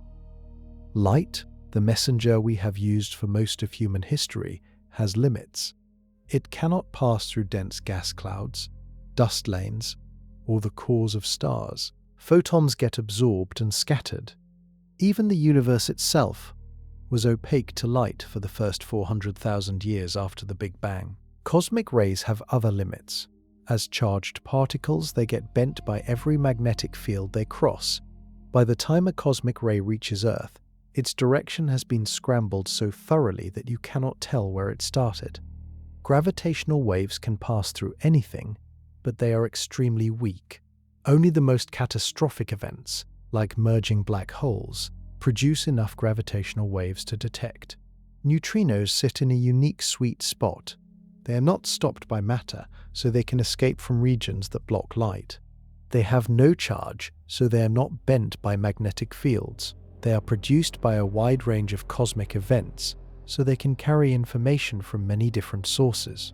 This is why neutrino astronomy is becoming such a powerful new field. With every new detector, we extend our reach into corners of the universe we could not see before. Consider the inside of an active galactic nucleus, the supermassive black hole at the center of a galaxy. The region right around the black hole is so dense with matter and radiation that light produced there cannot easily escape. A photon born in the hot inner region scatters off particles in the surrounding accretion flow and either gets absorbed or comes out the other side delayed and degraded. We cannot see directly into that region. A neutrino produced in the same region has no such trouble. It pours out unhindered, carrying information from a place light cannot reach. By detecting and analyzing high-energy neutrinos from active galactic nuclei, we are essentially looking inside the engines that drive some of the most violent processes in the cosmos. The same principle applies to gamma-ray bursts, the most violent explosions known. They release more energy in a few seconds than the Sun will release in its entire 10 billion-year lifetime. We see them in light, but the emission mechanisms are still not fully understood. Some of the most extreme physics is hidden inside the dense ejecta. Neutrinos could illuminate that physics.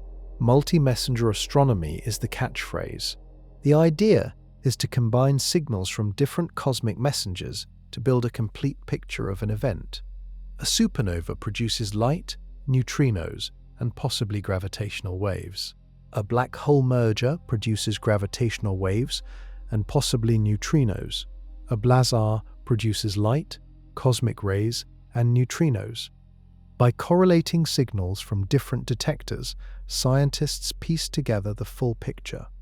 The first major triumph of multi-messenger astronomy was the 2017 detection of a neutron star merger, which was seen in gravitational waves and in light across many wavelengths. The second triumph was the 2017 blazar event, which combined a high-energy neutrino with gamma-ray observations. Future events may add more ingredients to the mix. Each new messenger adds depth. Light tells you what is there. Gravitational waves tell you about the geometry of space-time. Cosmic rays tell you about acceleration mechanisms with limits. Neutrinos tell you about the most extreme environments with no limits at all. The ultimate goal is to use neutrinos to find sources of cosmic rays we have never seen. Some of those sources are producing particles with energies orders of magnitude higher than anything in our cosmic backyard. Pinning them down may require a detector even larger than IceCube, and that detector is being planned right now. The success of IceCube has given physicists confidence to build something even bigger. The next generation observatory, called IceCube, Gen 2, is being designed now and is expected to begin construction in the late 2020s. The plans are ambitious. Gen 2 will instrument about 10 cubic kilometers of Antarctic ice, 10 times the volume of the original IceCube. That alone would let it detect 10 times more high-energy cosmic neutrinos per year, building up clearer pictures of cosmic sources much faster. Gen 2 will also include a radio detection array on the surface of the ice. At the highest energies, Neutrinos produce particle showers in the ice that emit radio waves rather than just optical light. By spreading radio antennas across hundreds of square miles of the ice surface, Gen 2 can catch these ultra-high energy events that the optical detectors below would miss. The combined coverage extends the energy range of the observatory by orders of magnitude. A second next-generation observatory called KM3NT is being built in the Mediterranean Sea. Instead of ice, KM3NT uses seawater as its detection medium. The detectors are deployed off the coasts of France, Italy, and Greece at depths of more than 2 miles. The Mediterranean offers a different field of view of the sky compared to the South Pole, which is crucial for triangulating sources. KM3NT is divided into 2 parts. ARCA, off the coast of Sicily, is optimized for high-energy cosmic neutrinos, complementing IceCube. ARCA, off the coast of France, is optimized for atmospheric neutrinos and aims to determine the neutrino mass ordering. Both detectors are partially built and already collecting data, with full operations expected in the late 20s. Then there is Hyper Kamiokande in Japan. The successor to Super K, Hyper K will have a fiducial volume nearly 10 times larger than its predecessor, with about 260,000 tons of ultra-pure water. It is being built in the same area as Super K, in another underground cavern. When it begins operations later this decade, it will be the largest neutrino observatory of its kind. Hyper K will work in concert with the J-Park accelerator beam, producing neutrinos 295 kilometers away and firing them through Earth toward the detector. This long baseline configuration is ideal for studying CP violation in neutrinos, complementing DUNE in the United States. Together, DUNE and Hyper K will measure neutrino oscillation parameters with unprecedented precision. They will determine the mass ordering, search for CP violation, hunt for proton decay, and watch for galactic supernovae. They will also serve as platforms for unforeseen discoveries. Every major neutrino experiment in history has produced results nobody had predicted in advance. Still further out, there are proposals for even more ambitious experiments. Some researchers want to deploy radio detectors across hundreds of square miles of Antarctic ice, far beyond the IceCube footprint, to catch extremely rare neutrinos at the highest possible energies. Others propose using the Moon as a detection medium, looking for radio flashes when ultra-high energy neutrinos slam into the lunar surface. The era of neutrino astronomy is just beginning. The current generation of detectors has shown the field is rich enough to justify a major investment in next-generation facilities. The ones being built now will define the field for decades to come. But there is one more detector worth describing in detail, because it has been running quietly for decades in an Italian mountain, and it has revealed details about the Sun no other instrument could. Beneath the Gran Sasso Massif in central Italy, accessed through a side tunnel of a highway, there is a laboratory called LNGS, the Laboratori Nazionali del Gran Sasso. It is the largest underground research laboratory in the world, with about 3,000 feet of rock above it, shielding the experiments inside from cosmic rays. One of those experiments is called Borexino. Its job is to study low-energy neutrinos, especially those coming from the Sun, and it has produced some of the most beautiful results in solar physics. Borexino is a giant nylon balloon, about 40 feet in diameter, suspended inside a stainless steel sphere and surrounded by water. The balloon contains 300 tons of ultra-clean liquid scintillator, an organic chemical that emits faint flashes of light when a particle passes through. The scintillator must be unbelievably pure. Even 1 part in 10 to the 18th contamination of radioactive isotopes would ruin the measurement. For comparison, that purity level is like 1 second of contamination in the entire age of the universe. The Borexino team spent years cleaning and recleaning the scintillator until it reached the required purity.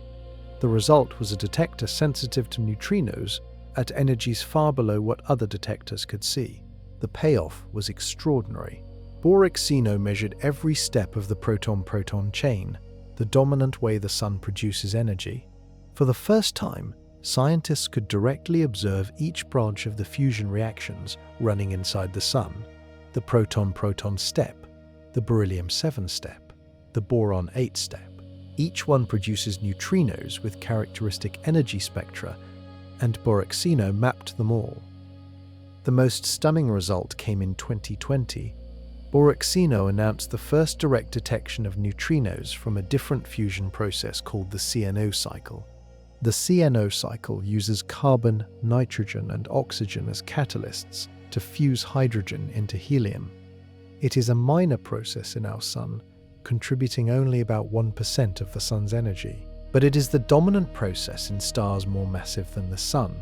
For decades, the CNO cycle had been believed to operate based on theoretical models, but no one had ever directly observed it in any star, including ours. Borexino changed that. By detecting the specific neutrinos produced by the CNO cycle, the experiment provided direct, experimental evidence that the cycle is real and running. This is a profound result. The CNO cycle is the main energy source for most of the bright stars in the universe. Confirming it experimentally validates a piece of stellar physics that affects how we understand giant stars, supernovae, and the cosmic origin of heavy elements. Every carbon atom in your body, every oxygen atom you breathe, was forged in stars that spent much of their lives running the CNO cycle. Borexino retired in 2021 after 15 years of operation. Its data will continue to be analyzed for years. The detector itself is being repurposed for new experiments. But the legacy is set. A laboratory under a mountain in Italy looked into the heart of the sun and saw the engines of nucleosynthesis at work. There is one more frontier to discuss, the strangest and most distant, where neutrinos may be telling us things we still cannot quite interpret.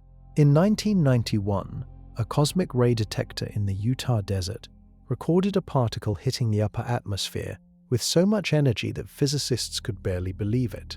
The particle carried about 320 XA electron volts of energy. That is roughly 40 million times the energy produced by the Large Hadron Collider in a single proton. A single subatomic particle smaller than an atom was carrying as much kinetic energy as a baseball thrown at 55 miles per hour. The physicists nicknamed it the "Oh my God" particle. The name stuck. Since then, several other ultra-high energy events have been recorded. In 2023, an even more energetic event was detected by the telescope array in Utah, with energies near 240 exaelectron volts. The team named it Amaterasu, after the Japanese sun goddess. The arrival direction did not point at any known cosmic accelerator. The mystery of where these particles come from is still wide open. What does this have to do with neutrinos? Quite a lot. The same processes that accelerate cosmic rays to such absurd energies should also produce ultra-high energy neutrinos. When the cosmic rays travel through space, they interact with the cosmic microwave background, the leftover radiation from the Big Bang. Those interactions produce pions, which decay into neutrinos. This means there should be a population of cosmic neutrinos with truly stupendous energies in the range of 10 to the 18th electron volts and above. These would be among the most energetic particles ever produced anywhere. Catching even one would tell us enormous amounts about the highest energy processes in the universe. In 2023, an experiment called KM3NET in the Mediterranean detected a single muon track with an energy of about 220 PeV. After careful analysis, the team published the result in early 2025. It was the highest energy neutrino ever detected. The original neutrino had to have an even higher energy to produce such a muon. The arrival direction did not match any known specific source, although it was consistent with an active galactic nucleus far away. This single event is just the start. Future detectors are being designed to systematically catch ultra-high energy neutrinos. Radio detection arrays in Antarctic ice and on Greenland are being built specifically to look for them. The Pierre Auger Observatory in Argentina originally designed to catch ultra-high energy cosmic rays, can also detect neutrinos through a different mechanism. If we can build up a population of ultra-high energy neutrino events, we might finally trace them back to their sources. The current best candidates are tidal disruption events, where a star wanders too close to a supermassive black hole and gets ripped apart. Some recent results have hinted at tidal disruption events as neutrino sources. Active galactic nuclei remain a strong candidate too. Gamma-ray bursts have been suggested, but largely ruled out as the dominant source. The exact answer will come from data. The next decade should yield enough events to start mapping the high-energy neutrino sky in detail. There is one wild card in all of this. Neutrinos may be coupled to physics we have not yet discovered. If new particles or new forces exist, they may show up first in the neutrino sector, where measurements are pushing further into uncharted territory than anywhere else in physics. This idea has motivated several active searches, and it touches the deepest possible question: what is the place of the neutrino in the laws of nature? The Standard Model of particle physics is one of the most successful theories in the history of science. It describes every particle and force we have ever observed in the laboratory with enormous precision. Predictions made by the Standard Model have been confirmed to 10 or more decimal places in some cases. But the Standard Model has gaps, and almost every gap has the neutrino's fingerprints on it. The Standard Model assumes neutrinos are massless. They are not. Neutrinos have mass. The discovery of oscillation forced this conclusion in the early 2000s. The Standard Model has been patched with a small extension to accommodate neutrino mass, but the patch is awkward. There is no clear reason within the theory for neutrinos to be so much lighter than every other particle. The Standard Model assumes there are exactly 3 flavors of neutrinos. There may be more. Sterile neutrinos, if they exist, would be a 4th or 5th or even more types of neutrino completely outside the Standard Model framework. So far, sterile neutrinos have not been confirmed, but they are being actively hunted. The Standard Model assumes neutrinos are Dirac particles, like every other matter particle. They might be Majorana particles, with no distinct antimatter twin. If they are Majorana, that introduces a whole new category of physics not contained in the Standard Model. The Standard Model assumes lepton number is conserved. Neutrinos may violate this conservation law, opening new ways for matter and antimatter to be unbalanced. The Standard Model says nothing about why the universe contains matter and not antimatter. Neutrinos may hold the key to that asymmetry through CP violation in their oscillations and through possible leptogenesis in the early universe. In each of these places, the Standard Model points at the door, and the neutrino is standing outside it. Every time we measure a neutrino property more precisely, we either find that the Standard Model needs to be extended a little further, or we find new questions we did not know to ask. This is why the neutrino is such a special particle. It is the best probe we have for physics beyond the Standard Model. Other particles, like the Higgs boson, have given us deep results about the model itself. But the neutrino is a window onto what comes next. There is a philosophical point worth making. For decades, physicists had assumed the Standard Model was nearly complete. The discovery of the Higgs boson in 2012, the last predicted particle of the model, seemed to close the chapter. But the more we look at neutrinos, the more it seems like the next chapter is already being written. New physics is hiding in the lightness of neutrino mass, in the question of Majorana versus Dirac, in the possible existence of sterile neutrinos, in the precise rates of CP violation. The path forward is experimental. Theorists have plenty of ideas. The dozens of proposals to extend the Standard Model in various ways, but ideas alone do not settle anything. The verdict will come from accelerators, from underground laboratories, from frozen ice at the South Pole, from heavy water deep in old mines, from arrays of antennas across glacier surfaces. It will come from looking at neutrinos, carefully, patiently, for decades, until they finally tell us their secrets. And when they do, We may have to rebuild physics from the ground up. Wolfgang Pauli, the man who invented the neutrino in 1930, never lived to see most of what we now know about it. He died in 1958. 2 years after the first detection, he never learned that neutrinos have mass. He never knew about flavor oscillations. He never saw Ice Cube or Super Kamiokande. He never knew about the Blazar TXS 0506 plus 056 or the Milky Way's neutrino glow. The shame he felt, postulating a particle he believed could never be detected, has proved spectacularly unfounded. The neutrino has become one of the most actively studied particles in physics. It has won 3 Nobel Prizes. It has rewritten the Standard Model. It has revealed structure inside Earth, inside the Sun, inside dying stars, inside galaxies. What might it reveal next? The biggest open questions are clear. We need to know exactly how much a neutrino weighs. Katrin may answer this in the next few years. We need to know whether neutrinos are Dirac or Majorana. The next generation of neutrinoless double beta decay experiments may settle this within a decade. We need to know whether neutrinos and antineutrinos oscillate at different rates.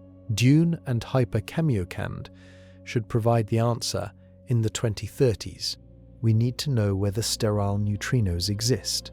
Several focused experiments may answer this even sooner. If all of these questions are answered with the simplest possible answers, the result would be a straightforward extension of the Standard Model with 3 Dirac neutrinos and no surprises. That outcome would be honestly surprising. So far, every detailed look at neutrinos has revealed something new. If even one of these questions is answered in a more exciting direction, the consequences will ripple outward. Confirming Majorana neutrinos would prove the existence of physics beyond the Standard Model and tie neutrino properties to the matter-antimatter asymmetry of the universe. Confirming sterile neutrinos would open up a new sector of physics with potential connections to dark matter and the early universe. Confirming CP violation in neutrinos would explain why anything exists at all. There are deeper questions too. Some physicists believe neutrinos may be tied to dark matter in ways we have not yet identified. Some believe there may be interactions between neutrinos and dark matter that affect both. Some believe neutrinos may carry information from the very earliest moments of the universe, beyond the cosmic microwave background, beyond the nucleosynthesis era, all the way back to the inflationary period, or even earlier. If we can ever detect the cosmic neutrino background, we will have a snapshot of the universe 1 second after the Big Bang. The current cosmic microwave background is a snapshot at 400,000 years. The neutrino background would push our direct view much, much further back. Light cannot reach those moments. Only neutrinos slipped through. There is a strange beauty to all of this.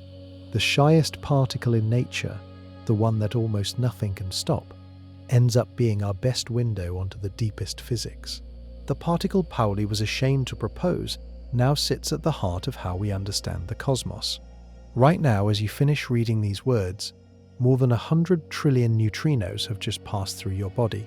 Some came from the sun, some from the earth beneath your feet, some from a star that exploded 1 billion years ago, some from the Big Bang itself. They are still coming. They will not stop. Each one carries information about a moment somewhere in space and time. Each one is a tiny letter from somewhere distant, somewhere violent, somewhere otherwise unreachable. Most of them will pass on through Earth and continue forever, never noticed. A few will be caught, and from the few we catch, we will keep on learning. About how stars die, about how galaxies live, about how the universe began, about why we exist.